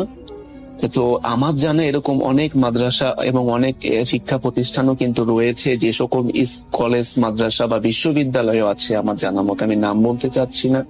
পাকিস্তানেও আছে, বাংলাদেশেও আছে কিছু ভার্সিটি যেখানে জিন জাতিরা মানুষের রূপ ধরে লেখাপড়া করছে। এবং কুমিল্লার সৈয়দপুর যে মাদ্রাসাটা, সেই মাদ্রাসায় কিন্তু প্রায় 200 থেকে 250 জিন কিন্তু মানুষের রূপে লেখাপড়া করছে। তো হয়তো আমরা সেগুলো দেখি মানুষের মতো, কিন্তু তারা আসলে কিন্তু মানুষ নয়। তো রাসেল ভাই, এই ছিল ঘটনা। ঘটনাটি একদম সত্যি। যদি অবশ্যই আপনার যদি ভালো লাগে আশা করি প্লে করবেন এবং দোয়া করবেন। আসসালামু আলাইকুম।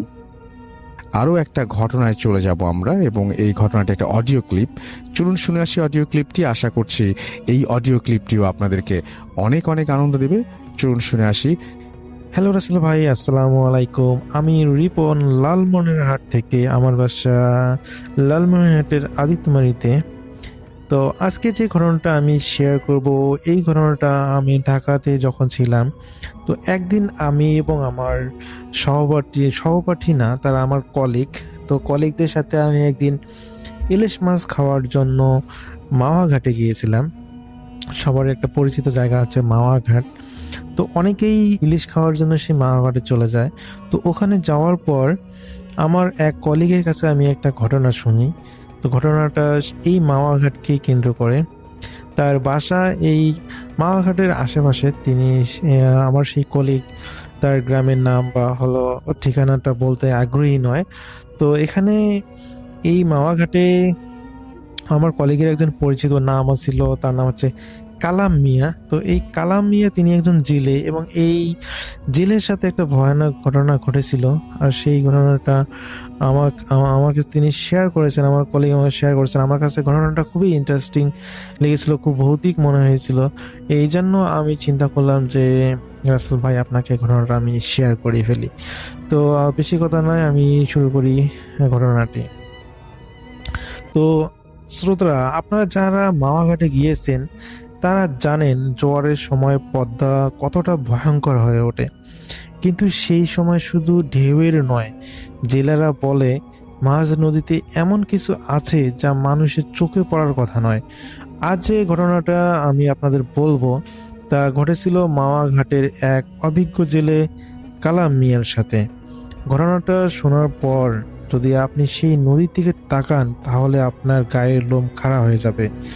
তো কালাম মিয়া দীর্ঘ 20 বছর ধরে এই পদ্মার জাল ফেলতেছেন। তো যেদিন ঘটনাটা ঘটেছিল সেদিন ছিল অমাবস্যার রাত। আকাশে সেদিন চাঁদ ছিল না, চারপাশে ঘুটঘুটে অন্ধকার, ঘাটে কোনো কোলাহল নেই, খুবই শুনশান। পানির শুধু সলাৎ শব্দ শোনা যাচ্ছে। তো কামাল মিয়া তার ছোট নৌকাটা নিয়ে একাই সেদিন মাঝ নদীতে চলে গিয়েছিলেন বেশি মাছের আশায়। তিনি চিন্তা করেন যে যেহেতু আজকে অমাবস্যা, আজকে মাছ বেশি তিনি জানেন যে মাছ বেশি পাওয়া যাবে, এই জন্য তিনি তার ছোট নৌকাটা নিয়ে মাঝ নদীতে চলে যান। তো তার সাথে ছিল একটা হারিকেন আর একটা চিলতে তামাক, যেটা হচ্ছে মানুষ তামাক মিশ্রিত একটা হুকোর মতো, যেটাতে টান দিলে আর কি নেশা হয়। তো আপনারা হয়তো বুঝতেছেন আমি কি বলতে চাচ্ছি। যাই হোক, তো তিনি মোটামুটি অনেক ভালোই মাছ পাইতেছিলেন। তো রাত যখন আনুমানিক 2টা বাজে, নদীর মাঝখানে, মানে নদীর মাঝখানে বলতে তিনি হলো কিনারা থেকে, ঘাট থেকে অনেক ভিতরে, নদীর মাঝখানে গিয়ে জাল ফেলার পর কালাম মিয়া লক্ষ্য করলেন চারপাশে হঠাৎ করে একদম থমথমে হয়ে গেল। এমনকি বাতাসের শব্দটাও যেন বন্ধ হয়ে গেল। এতক্ষণ আগে যে বাতাস, মাওয়া ঘাটে সবসময় বাতাস থাকে, প্লাস পানির একটা শব্দ, সলাৎ সলাৎ শব্দ, কিন্তু এক নিমিষেই মনে হলো যে, কালাম শাহ মিয়ার মনে হলো যে সবকিছু যেন বন্ধ হয়ে গেছে। সাধারণত এই সময়ে অন্যান্য জেলেদেরও কথাবার্তা এবং দূরে জেলেদের ডাক শোনা যেত, কিন্তু সেদিন তিনি যেন এক জনহীন প্রান্তরে একা একা ফিল করলেন। তার কাছে মনে হলো যে তিনি শুধু একাই মনে হয় এই পদ্মায় মাছ ধরতেছেন। তো তার হঠাৎ তার জালে একটা বিশাল টান পড়লো।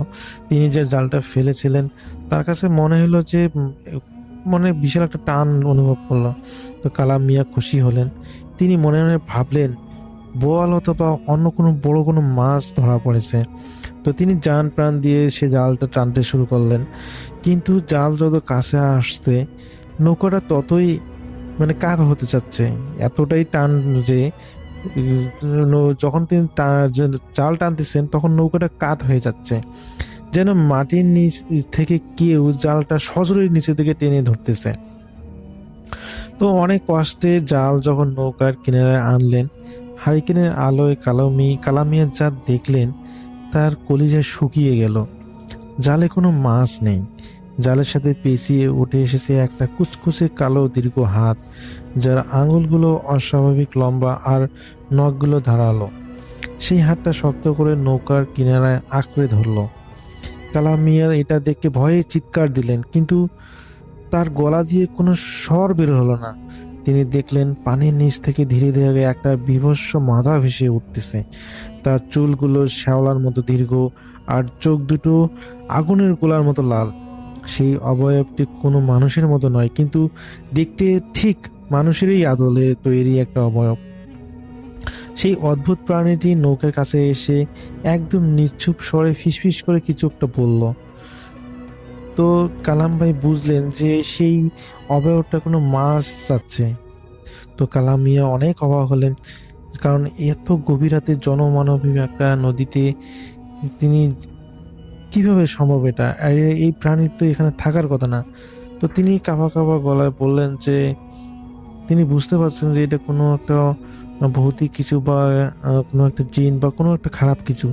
তো সেই কালাম মিয়ার পরে তিনি হলো কাঁপা কাঁপা গলায় সেই অবয়বটাকে জানালেন যে, দেখেন ভাই, আমি তো অনেক গরিব মানুষ, আমি যে মাছ পাই সেটা দিয়ে আমার রুজি রোজগার হয়, আমি আপনাকে মাছ কোত্থেকে দেব?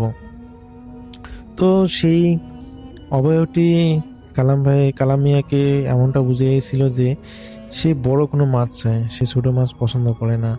তো কালাম ভাইয়ের কথাটা শেষ হতে না হতে সেই প্রাণীটা হি হি করে হেসে দিল। মনে হয় যে কোনো মেয়েলি মানুষের মতো, একদম মেয়ে মানুষ যেরকম করে হাসি দেয় সেরকম করে একদম মানুষের মতো হাসি দিল, এবং সে একসাথে অনেকগুলো হাড় ভাঙার শব্দ করলো। তো প্রাণীটা নৌকার উপর একটা ভেজা থলে ফেলে দিল, বললো যে এই নেই তোর মাছ।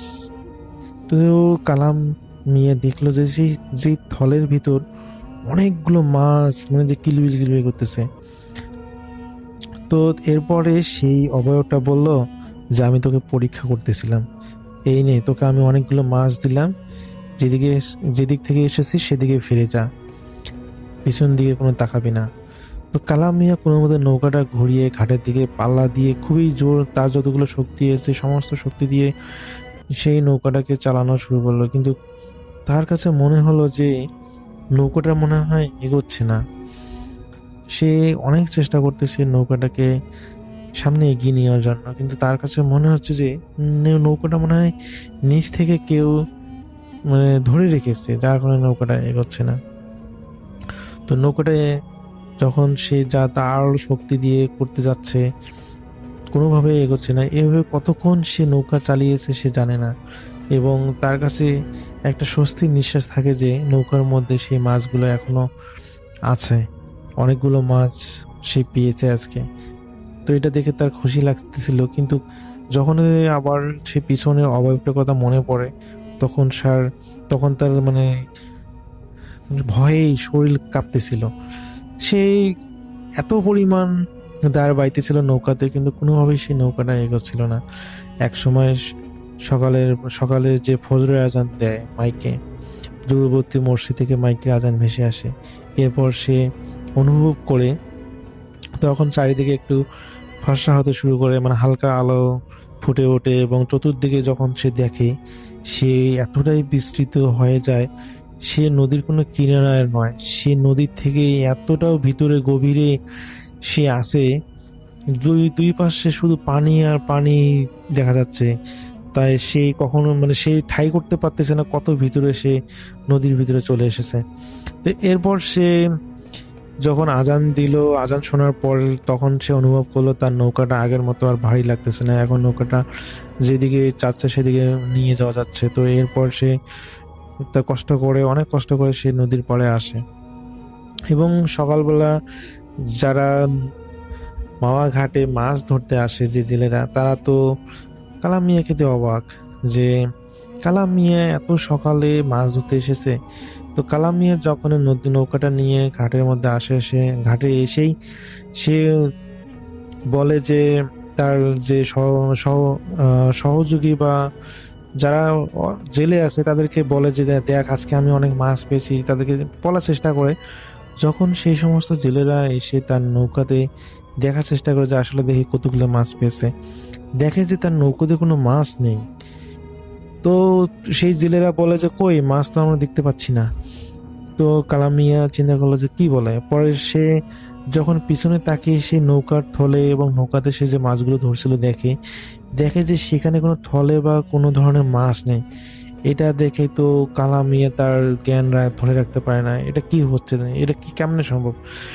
সে সেন্সলেস হয়ে সেখানে পড়ে যায়, এবং পরবর্তীতে সেখানকার জেলেরা তাকে ধরাধরি করে বাসায় নিয়ে যায়, এবং বাসায় নিয়ে যাওয়ার পর তাকে যখন সুস্থ করা হয়, তো সুস্থ করার পর তখন তাকে জিজ্ঞেস করা হয় যে কি সমস্যা হয়েছিল, কেন সে সেন্সলেস জ্ঞান হারিয়ে ফেলেছে।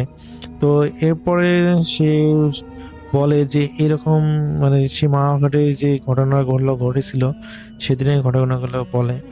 তো সেখান থেকে আমার আসলে যে কলিগ সেই ঘটনাটা জানতে পারে। তো সেই গ্রামে বিশেষ করে মামাঘাটের ওই জেলের আশেপাশের পরিবারের লোকজন সবাই এগুলো জানে যে রাত্রের বেলা এই ধরনের একটা ঘটনা ঘটেছিল, এর একটা বাস্তব ঘটনা সে দাবি করেছে। তো রাসেল ভাই, এই ছিল ঘটনা। আমি জানি না ঘটনাটা কতটুকু গুছিয়ে বলতে পেরেছি, আমি চেষ্টা করেছি তার মতো করে আপনাদেরকে গুছিয়ে বলার। যদি ভুল হয়তো ক্ষমা সুন্দর দৃষ্টিতে দেখবেন। তো ভালো থাকবেন, সুস্থ থাকবেন, এই প্রত্যাশায় আমি চেষ্টা করবো পরবর্তীতে নতুন কোনো ঘটনা নিয়ে আসতে। আল্লাহ হাফেজ। আরও একটা ঘটনায় চলে যাব আমরা, এবং এই ঘটনাটি একটা অডিও ক্লিপ। চলুন শুনে আসি অডিও ক্লিপটি। আশা করছি এই অডিও ক্লিপটিও আপনাদেরকে অনেক অনেক আনন্দ দেবে। চলুন শুনে আসি। আসসালামু আলাইকুম রাসেল ভাই, জিজ্ঞেস করলাম না আপনি কেমন আছেন, কারণ আপনি বরাবরই ভারত দলেই থাকেন। আমি আবারও আমার পরিচয়টা দিয়ে নেই। আমার নাম সিয়াম, আমার বাসা গাইবান্ধা জেলার পলাশবাড়ি থানার বরিহরিণমারি গ্রামে। ঘটনাটি আমার এক ফ্রেন্ডের সাথে ঘটে যাওয়া একটি ঘটনা। ফ্রেন্ডের কাছ থেকে যেভাবে শুনেছি, ফ্রেন্ড আমাকে যেভাবে বলেছে আমি সেইভাবেই ঘটনা দিব। তো আমার ওই ফ্রেন্ডের নাম বলছি না, ওই ফ্রেন্ডের বাসা আমাদের গ্রামেই একটু সাইডে, আমাদের বাসা থেকে একটু সাইডে। তো ওর বাসার পিছনে বিরাট বড় বাঁশবাগান আছে, অনেক আগে থেকে এই বাঁশবাগানটা আছে। তো ওই বাঁশবাগানের অপোজিটে, মানে বাঁশবাগানের ওই পাশে ওর নানুর বাসা। তো ওর নানুর বাসাতে মেইন রোড হয়ে যাতায়াত করে, আবার বাঁশবাগানের ভিতর দিয়েও যাতায়াত করে। তো সে কখনো মানে এই আর কি বাঁশবাগানের ভিতর দিয়ে যাতায়াত করলে রাস্তাটা শর্টকাট হয়ে যায়, আর মেইন রোড হলে একটু দূর হয়। সে কখনো বাঁশবাগানের ভিতর দিয়ে রাত্রে যাতায়াত করে নাই। সে যখন যাতায়াত করতো রাত্রেবেলায় সে তার নানুর বাসাতে বাঁশবাগানের ভিতর দিয়ে যেত। তো একদিন হঠাৎ করে কোনো এক কারণবশত তার নানুর বাসাতে দেরি হয়ে যায়। তো সে তার নিজের বাসাতে ব্যাক করবে নানুর বাসা থেকে। তো তখন যেহেতু অনেক রাত হয়ে যায়, তার প্রায় 12টা বেজে যায়, তখন সে চিন্তা করে যে রাত 12টার মতো গ্রামের প্রায় অনেক রাত হয়ে যায়। তো চিন্তা করে যে আমি যদি মেইন রাস্তাটা ধরে আমার নিজের বাসাতে যাই তাহলে অনেক দেরি হয়ে যাবে, তো সেক্ষেত্রে আমি শর্টকাটটাই নিয়ে যাই। তো সে চিন্তা করে বাঁশবাগানটা ক্রস করে সে তার বাসায় যায়। তখন সে তার বাঁশবাগানের ভিতর দিয়ে যাওয়ার চিন্তাটাই করে। তো অলরেডি সে নানুর বাসা থেকে প্রায় রাত 12টা বাজে, তখন সে নানুর বাসা থেকে বের হয়। বের হয়ে বাঁশবাগানের ভিতর দিয়ে তার নিজের বাসাতে আসে। সে মনে কোনো রকম ভয় ভীতি ছিল না, কারণ তার সাথে কখনো কোনো কিছু ঘটে নাই, আর সে কখনো এই বাঁশবাগানের ভিতরে অলৌকিক কিছু ফেস করে নাই। তো যার কারণে তার মনে কোনো ভয় ছিল না। সে আসে ভালোভাবে বাঁশবাগানের ভিতর দিয়ে ক্রস করতে ধরে। ঠিক যখন সে বাঁশবাগানের ভিতরে আসে তখন সে দেখতে পারে যে হঠাৎ করে একটা বাস তার সামনে ঝুঁকে পড়ে, মানে এমনিতে হেলে আসে। মনে হচ্ছে যে বাসটা ছিল হঠাৎ করে তার সামনে পড়ে গেল, অটোমেটিক্যালি বাসটা পড়ে যায় তার সামনে। যখন বাসটা তার সামনে পড়ে যায় আহ তখন সে একটু ভয় পায়, কি ব্যাপার, মানুষ নাই এখানে, কেউ নাই, বা এখানে কোনো ঝড়ও হচ্ছে না, কোনো কিছুই হচ্ছে না, অটোমেটিক্যালি কেন বাসটা আমার সামনে পড়ে গেল। তখন সে মানে একটু কিছু জানতো যে বাস পড়ে গেলে বা এই ধরনের রাস্তায় যদি কখনো বাস ভেঙে মানে অটোমেটিক্যালি যদি সামনে পড়ে যায়, তো তখন ওইটা ক্রস করে যেতে হয় না, বাসের উপর দিয়ে যেতে হয় না, সে এই ব্যাপারটা জানতো। তো তখন সে ওখানে দাঁড়ায় থাকে, দাঁড়ায় থেকে চোখ বন্ধ করে মানে যা পারে সুরে ডুরে যা পড়তে থাকে পড়ার পরে দেখে যে কিছুক্ষণ পরে চোখটা মানে নিজে খোলার পর দেখে বাসটা অটোমেটিক্যালি আবার উঠে গেছে। তো তখন সে ওই বাসটা উঠে যাওয়ার পরে ওই রাস্তাটা ভালোভাবে বাসে চলে যায়। তো ব্যাপারটা সে বেশি ভয়ও করে না আর কি, নর্মাল ভাবে নেই, সে কারো সে আরো করে না। তো কিভাবে বাসায় যায়। আবার দ্বিতীয় দিন সে আবার যখন তার নানুর বাসাতে যায়, নানুর বাসা থেকে আবার কি ব্যাপার ঘটে যায় তার সাথে। সে আবার রাত হয়ে যায়, অনেক রাত হয়ে যায়, সে আবারও ওই রাস্তাটা দিয়েই তার নিজের বাসায় ব্যাক করতে পারে। ওই বাঁশবাগানের ভিতর দিয়ে সে তার নিজের বাসায় আসবে। তো যখন সে দ্বিতীয় রাত্রেবেলায় ঠিক একই সময়ে তার বাঁশবাগানের ভিতর দিয়ে আসতে ধরে, তখন ঠিক ওই জায়গাতে দিয়ে এসে দেখে যে তার সামনে একটা লাশ আছে, লাশ পড়ে আছে। লাশ সে কিভাবে বুঝতে পারে, যে দেখে যে নর্মালি একটা লাশ যখন মানে একটা মানুষ যখন মারা যায়, মারা যাওয়ার পরে যখন তাকে সাদা কাপড় দিয়ে মোড়ানো হয়, ঠিক ওই অবস্থাতে একটা লাশটা সামনে পড়ে আছে।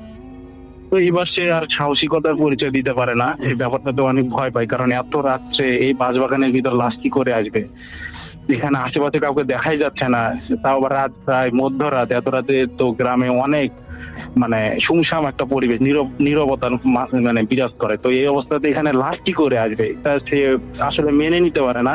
সে এবার সে কোন রকম সাহসিকতার পরিচয় দিতে না পেরে সে অনেক ভয় পায়। ভয় পেয়ে সে আর লাশটা অতিক্রম করে সে নিজের বাসায় যাবে এই সাহসটা পায় না। সে লাশটা দেখে পিছন দিক দিয়ে সে ভয়ে দৌড়তে সে তার নানুর বাসাতেই যায়। নানুর বাসাতে যাওয়ার পরে সে অনেকটা ভয় পায়, যে মানে তবুও তার নানুর বাসার কাউকে ঘটনাটা প্রকাশ করে না। সে জাস্ট বলে যে আমার আর বাসায় যেতে, আমাকে আর বাসায় যেতে ইচ্ছে করতেছে না, আমার ভালো লাগতেছে না, আমি আর বাসায় যাবো না, আমি আজকে রাতটা আমার এখানেই থেকে যাবো। তো সে ঘটনা কাউকে শেয়ার করে না, ভালোভাবেই সে রাতটা তার নানুর বাসাতে থাকে। তো সকালবেলা সে চিন্তা করে যে আমি আজও দিনের বেলায় আমি আমার নিজের বাসায় যাবো না, আমি আজও আমি আমার নানুর বাসাতেই থাকবো, কারণ আমি এর সাথে রাত্রে যে ঘটনাটা ঘটে গেল আমি ঠিক ওই সময়ে আবার ওই দিক দিয়ে যাবো, দেখে আমার সাথে কি ঘটে। সে গেল রাত্রে ভয় পাইছিল, বাট তারপরে সে আজ আবার চিন্তা করে যে আমি আগে দেখতে চাই ঘটনাটা কি, কেন আমার সাথে এরকম ঘটলো, একদিন বাস পড়ে গেল আমার সামনে, আবার একদিন লাশ দেখতে পেলাম, আসলে কেন এরকম আমার সাথে ঘটতে। তো সে চিন্তা করে যে আজকে রাত্রে সে নানুর বাসাতে থাকবে, মধ্যরাতের দিকে সে আবার নানুর বাসা থেকে বের হয়ে নিজের বাসার উদ্দেশ্যে রওনা দিবে, তাও আবার ওই শর্টকাট রাস্তাটা দিয়ে বাঁশবাগানের ভিতর দিয়ে। সে মেইন রাস্তা হয়ে আজও বের হবেন, যে ওই বাঁশবাগানের ভিতর দিয়েই বের হবে, মানে বাঁশবাগানের ভিতর দিয়ে তার নিজের বাসাতে আসবে।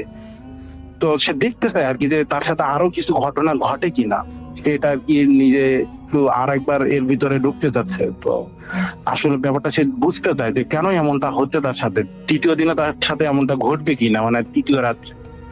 তো সে অপেক্ষা করতে থাকে, যখন মধ্যরাত হয়ে যায় সে আবার তার নানুর বাসা থেকে বের হয়, মেইন রাস্তা দিয়ে না ধরে আবার ওই বাঁশবাগানের ভিতর দিয়ে সে আবার বের হয়। বের হওয়ার পরে ঠিক যখন বাঁশবাগানের ওই জায়গাটাতে আসে, তখন সে এবার এসে দেখতে পায় যে মানুষ বললে ভুল হবে, যে মানুষের মতোই, মানুষের মতো এরকম নর্মাল আকৃতির না, মানুষের থেকে অনেক বিশাল আকৃতির এক মানুষ।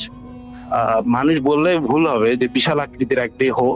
তো সে বুঝতে পারে যে এরকম মানুষের মতো আকৃতি কিন্তু মানুষের মতো স্বাভাবিক না। বিশাল আকৃতির এক লোক যে এখানে নামাজ পড়তেছে, পাঞ্জাবি পরা।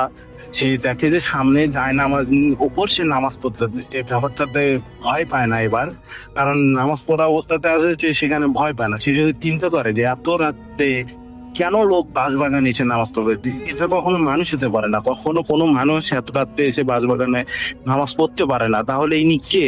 তখন সে একটু ফিল করতে পারে যে মানুষ না, মানুষের আকৃতি এরকম স্বাভাবিক হতে পারে না, যে এনার আকৃতি তো অস্বাভাবিক। মানুষের আকৃতি হলো স্বাভাবিক, অস্বাভাবিক অনেক বড়, বিশাল আকৃতির, বিশাল আকৃতির এবং খুব সুন্দর তার চেহারা। আর চেহারার মধ্যে মনে হয় অনেক সৌন্দর্য, প্লাস নামাজ পড়তেছে, মনে হচ্ছে চতুর্দিকে অনেক লাইটের আলো। সেখানে সে চিন্তা করে যে সে ভয় পায় না এবার, কারণ সে বুঝতে পারে নামাজ পড়তেছে, আর যাই হোক তার কোনো ক্ষতি করবে না। তো সে ওখানে দাঁড়াই থাকে। তো তার নামাজ পড়া শেষ হয়ে যাওয়ার পর ওই লোকটাই তাকে লোকটা তাকে ডেকে দিয়ে তাকে জিজ্ঞেস করে যে বাবা, তুমি এই রাস্তাতে কেন আসো? তুমি দিনের বেলায় আসতে পারো, কিন্তু এই রাস্তাতে তুমি কখনো আর রাত্রেবেলা আসবে না। কারণ এই যে তুমি 2 দিন এই রাস্তাতে আসছিলা, এখানে আমরা অনেক চিনারাই আছি যারা এখানে আমরা রাত্রেবেলা ঠিক এই সময়টাতে নামাজ পড়ি। তুমি এই সময় আসো, ওরা বিরক্ত হয়ে তোমাকে 2 দিন ভয় দেখাচ্ছে, যাতে তুমি আর এদিকে না আসো। আর ওরা তোমাকে বিভিন্ন ভাবে ক্ষতি করার চেষ্টা করেছে, আমি তোমার কোনো ক্ষতি করতে দেয়নি। আজ যখন তুমি আবার এদিক দিয়ে আসলা, তখন আমি চিন্তা করলাম যে আমি তোমাকে ঘটনাটা সম্মুখে জানাবো, যাতে তুমি আর এদিক দিয়ে রাত্রেবেলা না আসো। কারণ আমরা জিনেরা এখানে অনেক দিন থাকে, যারা আমরা রাত্রেবেলা এখানে একসঙ্গে নামাজ পড়ি। তো তুমি আর কখনো এদিক দিয়ে রাত্রেবেলা আসবে না। আর তাকে একটা শর্ত দিয়ে দেয় যে এই ঘটনাটা যেন সে কারোর সাথে কখনো শেয়ার না করে। সে আমার কাছে শেয়ার করেছে, তবু তার পরিচয় দিতে নিষেধ করেছে। তো রাসূল ভাই তো তাকে এইভাবে দিনটা বলে যে তুমি আর এদিকে কখনো রাত্রেবেলা এত রাত্রে আর এদিকে যাতায়াত করবা না। এখন তুমি ভালোভাবে বাসায় যাও, আর এই ঘটনাটা তুমি কারোর সঙ্গে কখনো শেয়ার করবা না। আমরা এখানে থাকি, নামাজ পড়ি, কথাটা বলবা না। তুমি নিজেও আর কখনো এদিক দিয়ে যাতায়াত করবা না। তো রাসূল ভাই এই ছিল ঘটনা। আমার বন্ধু আমাকে এইভাবে বলেছে। তো এই ঘটনাটা আমি ওর কাছ থেকে শুনেছি এবং ওর কাছ থেকে কালেক্ট করা।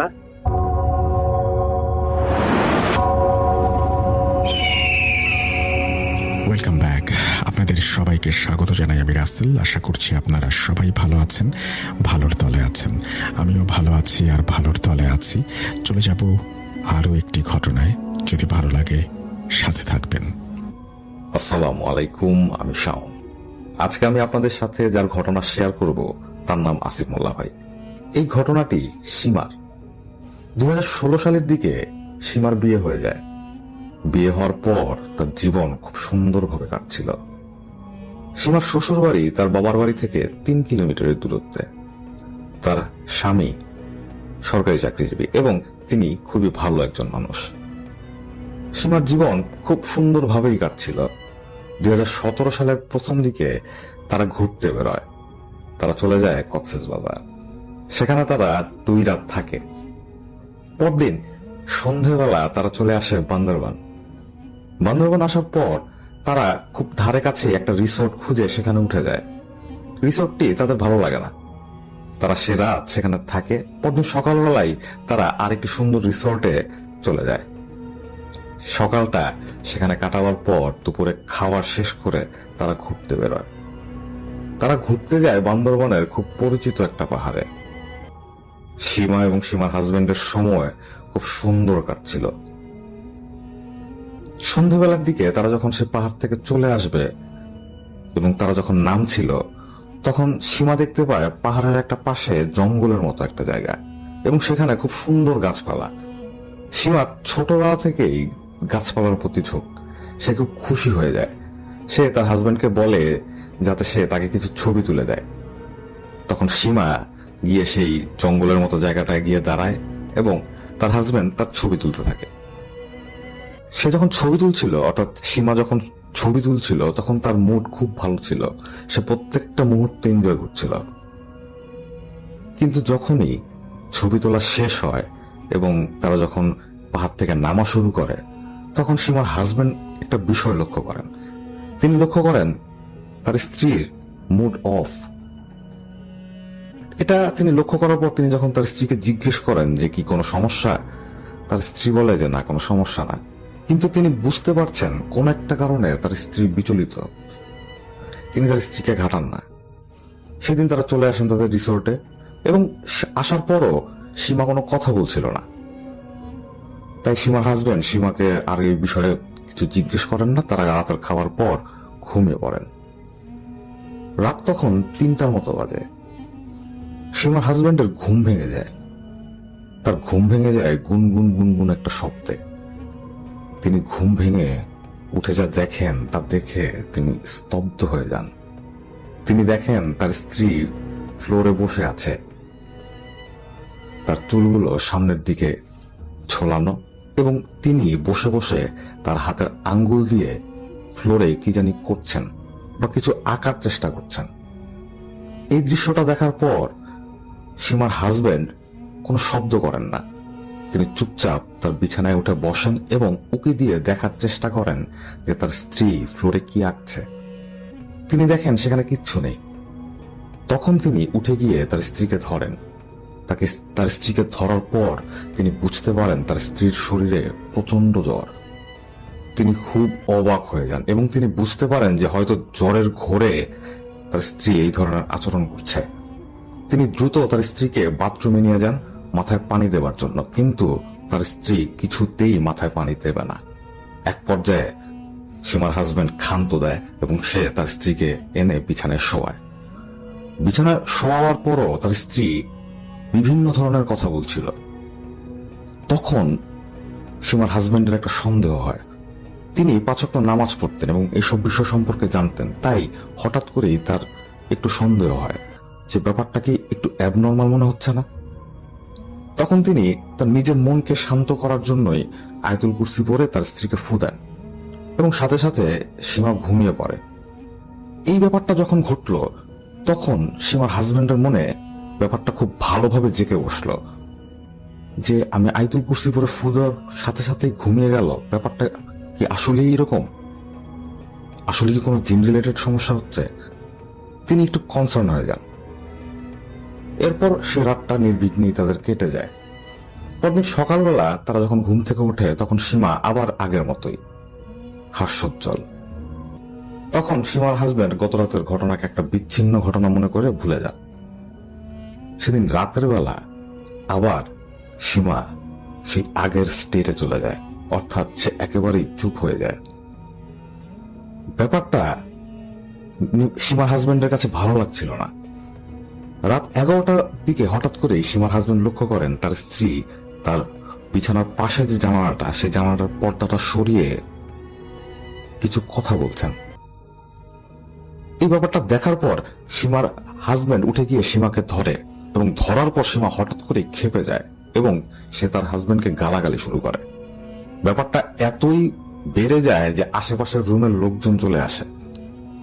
তখন সীমার হাজবেন্ড আশেপাশের লোকজনকে বোঝায় যে তার স্ত্রী অসুস্থ। এরপর সীমার হাজবেন্ড তার স্ত্রীকে কিছু সূরা পড়ে ফু দেন, কিছু পানি পড়া খাওয়ান। তিনি এই বিষয় সম্পর্কে জানতেন, হালকা পাতলা তার কিছু জ্ঞান ছিল এই বিষয়ে। তো তিনি দেখতে পান তার স্ত্রী ধীরে ধীরে শুয়ে পড়ল এবং ঘুমিয়ে গেল। ঠিক তখনই তিনি তার শাশুড়িকে ফোন দেন, অর্থাৎ সীমার হাজবেন্ড সীমার মাকে ফোন দেয়। ফোন দেওয়ার পর সীমার হাজবেন্ড বলে যে আপনার মেয়ের সাথে তো এরকম কিছু সমস্যা হচ্ছে বলে আমার মনে হয়। তখন সীমার মা ব্যাপারটা হয়তো বুঝতে পারেন এবং তিনি বলেন যে তুমি আগামীকাল ভোরবেলায় চলে আসো। পরদিন সকালবেলা সীমার হাজবেন্ড যখন সীমাকে বলে যে চলো আমরা আজকে চলে যাব, তখন সীমা যেতে চায় না। সে বলে ভালোই তো লাগছে, 2-3 দিন থেকে যাই। কিন্তু সীমার হাজবেন্ড জোরাজোরি করে তাকে নিয়ে বাসে চড়ে বসে এবং সে সরাসরি এসে ওঠে তার শ্বশুর বাড়ি, অর্থাৎ সীমাদের বাড়িতে। সীমার হাজবেন্ড তখন সীমার মাকে পুরো ঘটনাটা খুলে বলে। তখন সীমার মা বলে যে তার সাথেও এরকম একটা সমস্যা হয়েছিল। সীমা যখন তার পেটে ছিল তখন তাকেও এরকম একটা জিন পজেস্ট করেছিল কিছুদিনের জন্য। হতে পারে এটা ওটার কোনো এফেক্ট। তখন সীমার হাজবেন্ড চিন্তা করে যে হতেও পারে, কিন্তু সীমার হাজবেন্ড একটা ভয় পাচ্ছিল, সেটা হচ্ছে তিনি তার ফ্যামিলিকে জানাতে পারবেন না, কারণ তার ফ্যামিলি এসব বিষয় বিশ্বাস করে না। তাই সীমার হাজবেন্ড তার শ্বশুরবাড়ির সাথে মিলে তার স্ত্রীকে ভালো করার জন্য উঠে পড়ে লাগে। বিভিন্ন ঝাড়ফুঁক, বিভিন্ন হুজুর দেখানো হয়, কিন্তু তারপরও কোনো কিছুর সুরাহা হচ্ছিল না। সীমার পাগলামি বেড়ে যাচ্ছিল। এরপর এক হুজুরের কিছু তদবিরের পর এক পর্যায়ে সীমা কিছুটা শান্ত হয়। কিন্তু সীমার একটা সমস্যা প্রতিদিন হতো। সেটা হচ্ছে প্রত্যেক রাতে সে খুব ভয়ানক কিছু স্বপ্ন দেখে ঘুম থেকে উঠে যেত, এবং আশ্চর্যের বিষয় হচ্ছে ঘুম থেকে ওঠার পর সে কি দেখেছে স্বপ্নে সেটা সে মনে করতে পারত না। এটা প্রায় প্রত্যেক রাতেই ঘটা শুরু হলো। সবাই অস্থির হয়ে পড়ে। এরপর আবারও কিছু হুজুর দেখাবার পর সীমার এই সিমটমস কিছুটা কমে। এরপর হঠাৎ করেই তাদের জীবনে একটা সুসংবাদ আসে। সীমা কনসিভ করে। সবাই খুব খুশি ছিল, কিন্তু সমস্যাটা আরো বেড়ে যায়। কনসিভ করার পর হঠাৎ করেই সীমার মধ্যে পাগলামিটা একেবারে প্রকাশ্যে দেখা দিতে শুরু করে। এটা দেখার পর সীমার হাজবেন্ড চিন্তা করে যে সীমাকে এখানে রাখা যাবে না, তাকে তার বাবার বাড়ি দিয়ে আসতে হবে। সে তার ফ্যামিলিকে বুঝায় এটা প্রেগনেন্সির কারণে হতে পারে। এই ধরনের একটা কথা বুঝিয়ে সে তার স্ত্রীকে পাঠিয়ে দেয় তার বাবার বাড়ি, অর্থাৎ তার শ্বশুর বাড়ি। সীমা সেখানে যাওয়ার পর তার বাবা মা তাকে বিভিন্নভাবে ট্রিটমেন্ট করার চেষ্টা করে, কিন্তু কোনো কিছুতেই কোনো কিছু হচ্ছিল না। সকালবেলা হয়তো তার স্বামী তাকে ফোন দিয়েছে, তখন সে খুবই ভালো মুডে আছে। আবার বিকেলবেলা যখন ফোন দেয় তখন সে তার স্বামীকে গালাগালি করে। এতটাই খারাপ অবস্থা। একদিন অবস্থা এতই খারাপ হয়ে গেল যে সীমা তার স্বামীর উপর রাগ করে তার পেটে, অর্থাৎ নিজের পেটে নিজেই কিল ঘুষি মারা শুরু করলো। এক পর্যায়ে তার ব্লিডিং শুরু হয়। তাকে যখন হাসপাতালে নিয়ে যাওয়া হয় তখন তার বাচ্চাটা আর বেঁচে নেই। এটাতে সীমা অনেক বড় একটা শক পায়। এরপরও কিন্তু তার এই পাগলামি থামছিল না। তখন সীমার হাজবেন্ডের এক কলিগ তাকে এক আলেমের খবর দেন।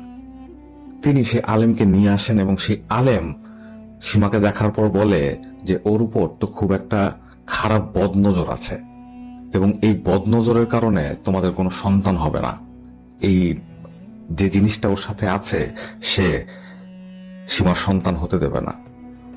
তখন সীমার স্বামী তাকে অনেক রিকোয়েস্ট করেন এবং বলেন যে হুজুর, আপনি যতটুকু জানেন, আপনার এলেমের মধ্যে যতটুকু আছে তাই দিয়ে আপনি চেষ্টা করুন। অন্তত আমরা নিজেদের মনকে সান্ত্বনা দিতে পারবো যে আমরা চেষ্টা করেছি। তখন সে হুজুর বলেন যে সে চেষ্টা করবেন। এরপর সে হুজুরের কিছু তদবির, দোয়া, পানি পড়া, তেল পড়া, এসবের কারণে এই সীমার এই সমস্যাটা মোটামুটি শেষ হয়ে গিয়েছে বলেই ধারণা করা হতো। বেশ কিছু দিন, অর্থাৎ মাস, এই সমস্যাটা হয়তো তার সাথে হয়নি। এরপর সীমা আবার কনসিভ করে। তখন তার সাথে আবার সে পুরনো কিছু ঘটনা ঘটতে থাকে।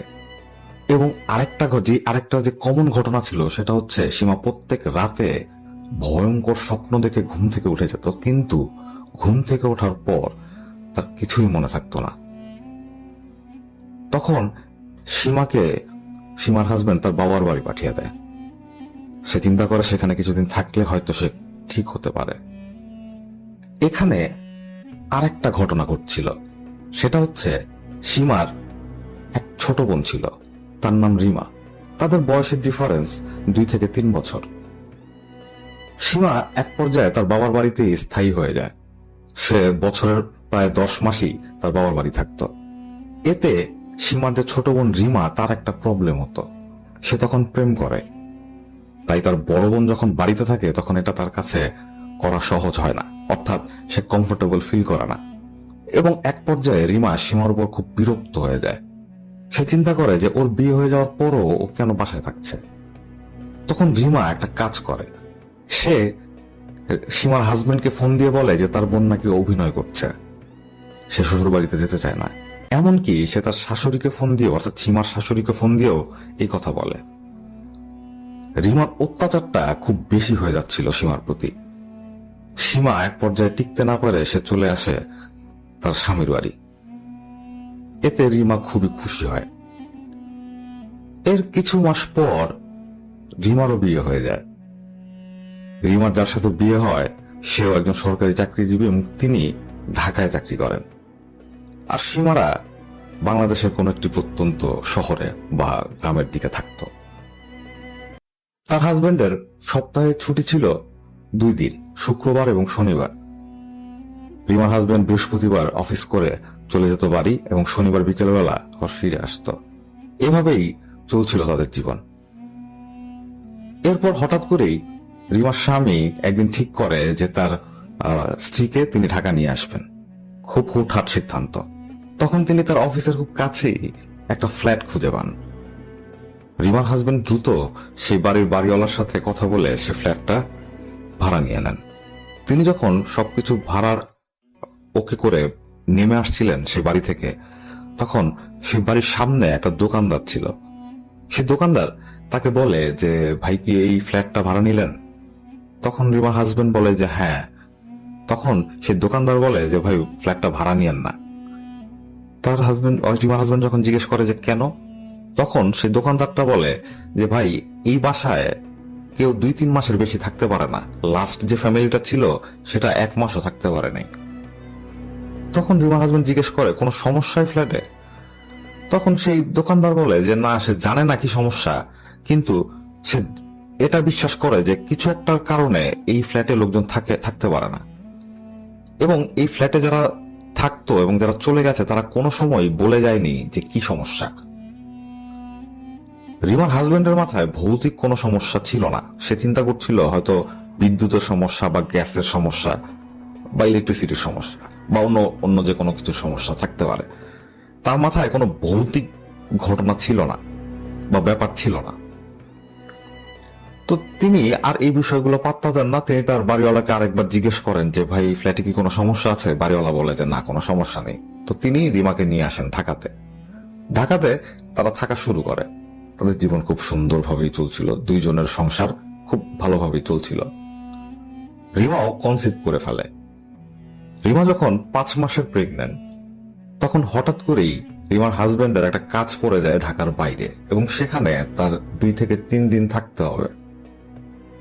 তখন রিমার হাজবেন্ড রিমাকে বলে যে আমি কি তোমার মাকে নিয়ে আসবো? কয়েকদিন তোমার সাথে থাকলো, এরপর আবার তাকে বাড়ি দিয়ে আসলাম, বাসায় দিয়ে আসলাম। তখন রিমা বলে যে না, মাকে কষ্ট করে আনার দরকার নেই, আমি এই কয়েকটা দিন থাকতে পারবো। তো রিমার হাজবেন্ডও চিন্তা করে যে না, রিমা মোটামুটি সাহসী মেয়ে, সে থাকতে পারবে।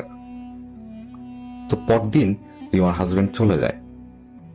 সেদিন সন্ধ্যাবেলা তার হাজবেন্ড সে তার গন্তব্যস্থলে পৌঁছায়। এই বিষয়ে রিমার সাথে তার কথা হয়। এরপর রাতের বেলার দিকে, অর্থাৎ 12টা, 12:30 দিকে আবার রিমার সাথে রিমার হাজবেন্ডের কথা হয়। এক পর্যায়ে রিমার হাজবেন্ড রিমাকে বলে যে তুমি হয়তো একটু অসুস্থ, তোমাকে ক্লান্ত মনে হচ্ছে, তুমি ঘুমিয়ে যাও। তো রিমা ফোন রেখে ঘুমিয়ে পড়ে। রিমা তার রুমের সমস্ত লাইট নিভিয়ে ঘুমাতো।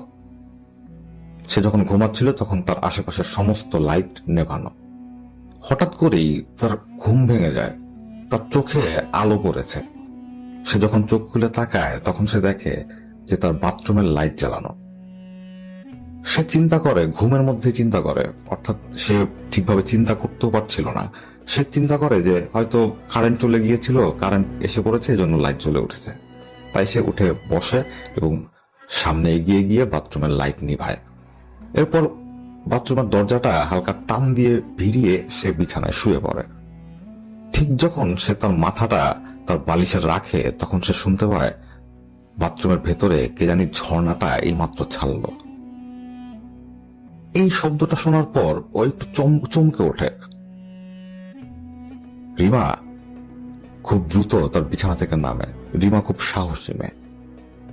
এসব সিচুয়েশনে সাধারণত সবাই একটু সময় নেয়, কিন্তু রিমা যখনই ঝর্ণার সে শব্দটা শুনতে পায় সে খুব দ্রুত বিছানা থেকে নামে এবং সে বাথরুমের দিকে হেঁটে যায়। বাথরুমের লাইট জ্বালায় এবং সে দেখছে যে তার চোখের সামনেই ঝর্ণা থেকে পানি পড়ছে। রিমা একটু অবাক হয়। সে চিন্তা করে পানির পাইপে কি কোনো সমস্যা, পানির লাইনে কোনো সমস্যা। সে সামনে এগিয়ে গিয়ে ঝর্ণাটা বন্ধ করে এবং সেখানে সে কিছুক্ষণ দাঁড়িয়ে থাকে, বোঝার চেষ্টা করে। এরপর সে আবার বাথরুমের লাইট অফ করে বিছানায় শুয়ে পড়ে। এরপর সে প্রায় ঘুমিয়ে গিয়েছিল। রাত 3টার দিকে হঠাৎ করেই তার ঘুম ভাঙে শ্বাসকষ্টে। সে শ্বাস নিতে পারছে না, তার নিঃশ্বাস বন্ধ হয়ে আসছে। সে যখন তার চোখ খুলে তাকায় তখন তার কাছে মনে হচ্ছিল তার আশেপাশের আবহাওয়াটা খুবই গুমোট। হঠাৎ কোত্থেকে জানি একটা আতঙ্ক তার ভেতর ভর করেছে। সে না চাইতেই তার চোখ চলে যায় তার রুমের সেই বাথরুমের দরজায়, এবং তখন সে যেটা দেখে সেটা হচ্ছে সেই অন্ধকারের মধ্যে বোঝা যাচ্ছে সেই বাথরুম থেকে একটা অবয়ব বের হলো, যে খুবই শুকনো। এতই শুকনো সে যে তার কাছে মনে হচ্ছে তার হাড়ের উপর জাস্ট চামড়াটা ঝোলানো।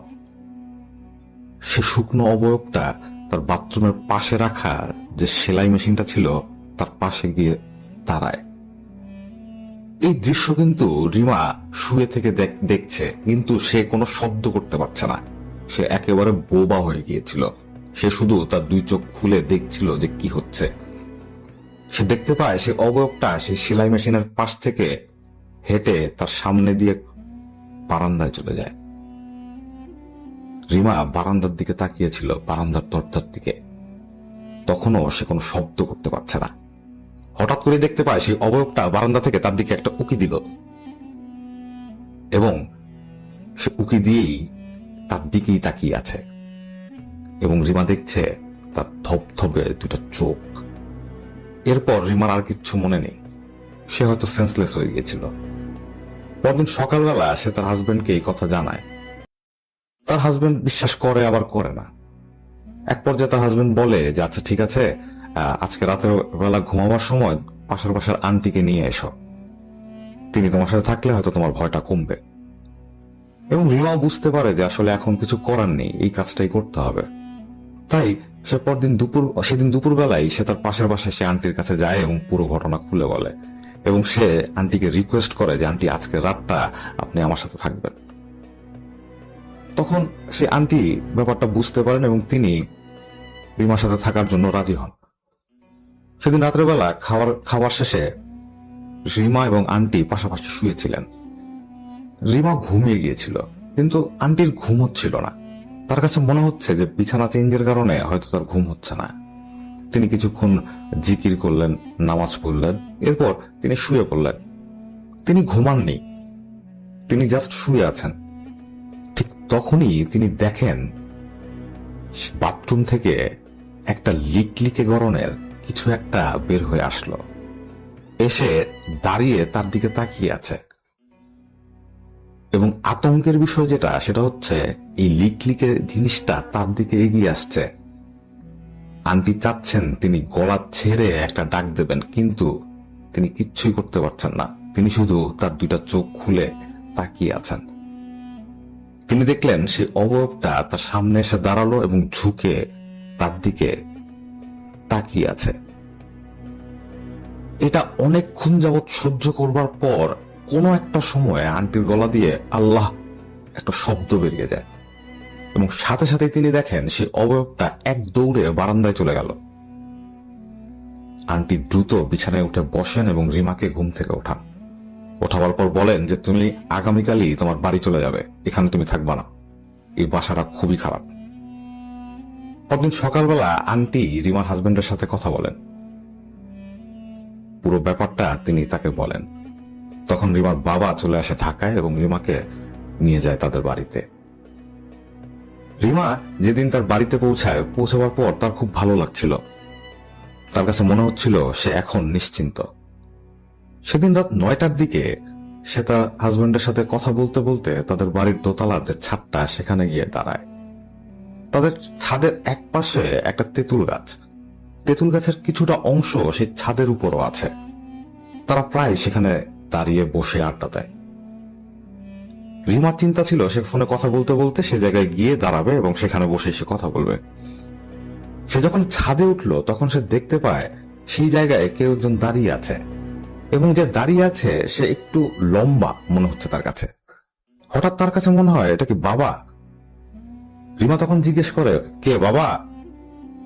রিমা যখন এই শব্দটা করে তখন রিমা দেখতে পায় যে সেখানে দাঁড়িয়েছিল সে তার শরীরটা না ঘুরিয়ে তার মাথাটা 360 ডিগ্রি অ্যাঙ্গেলে ঘুরিয়ে ফেলে। এটা দেখে রিমা সেখানে অজ্ঞান হয়ে পড়ে যায়। তাকে যখন বাসায় নিয়ে আসা হয় তখন তার শরীরে প্রচন্ড জ্বর। এক পর্যায়ে তার হুঁশ ফেরে এবং সে সবাইকে এই ঘটনাটা খুলে বলে।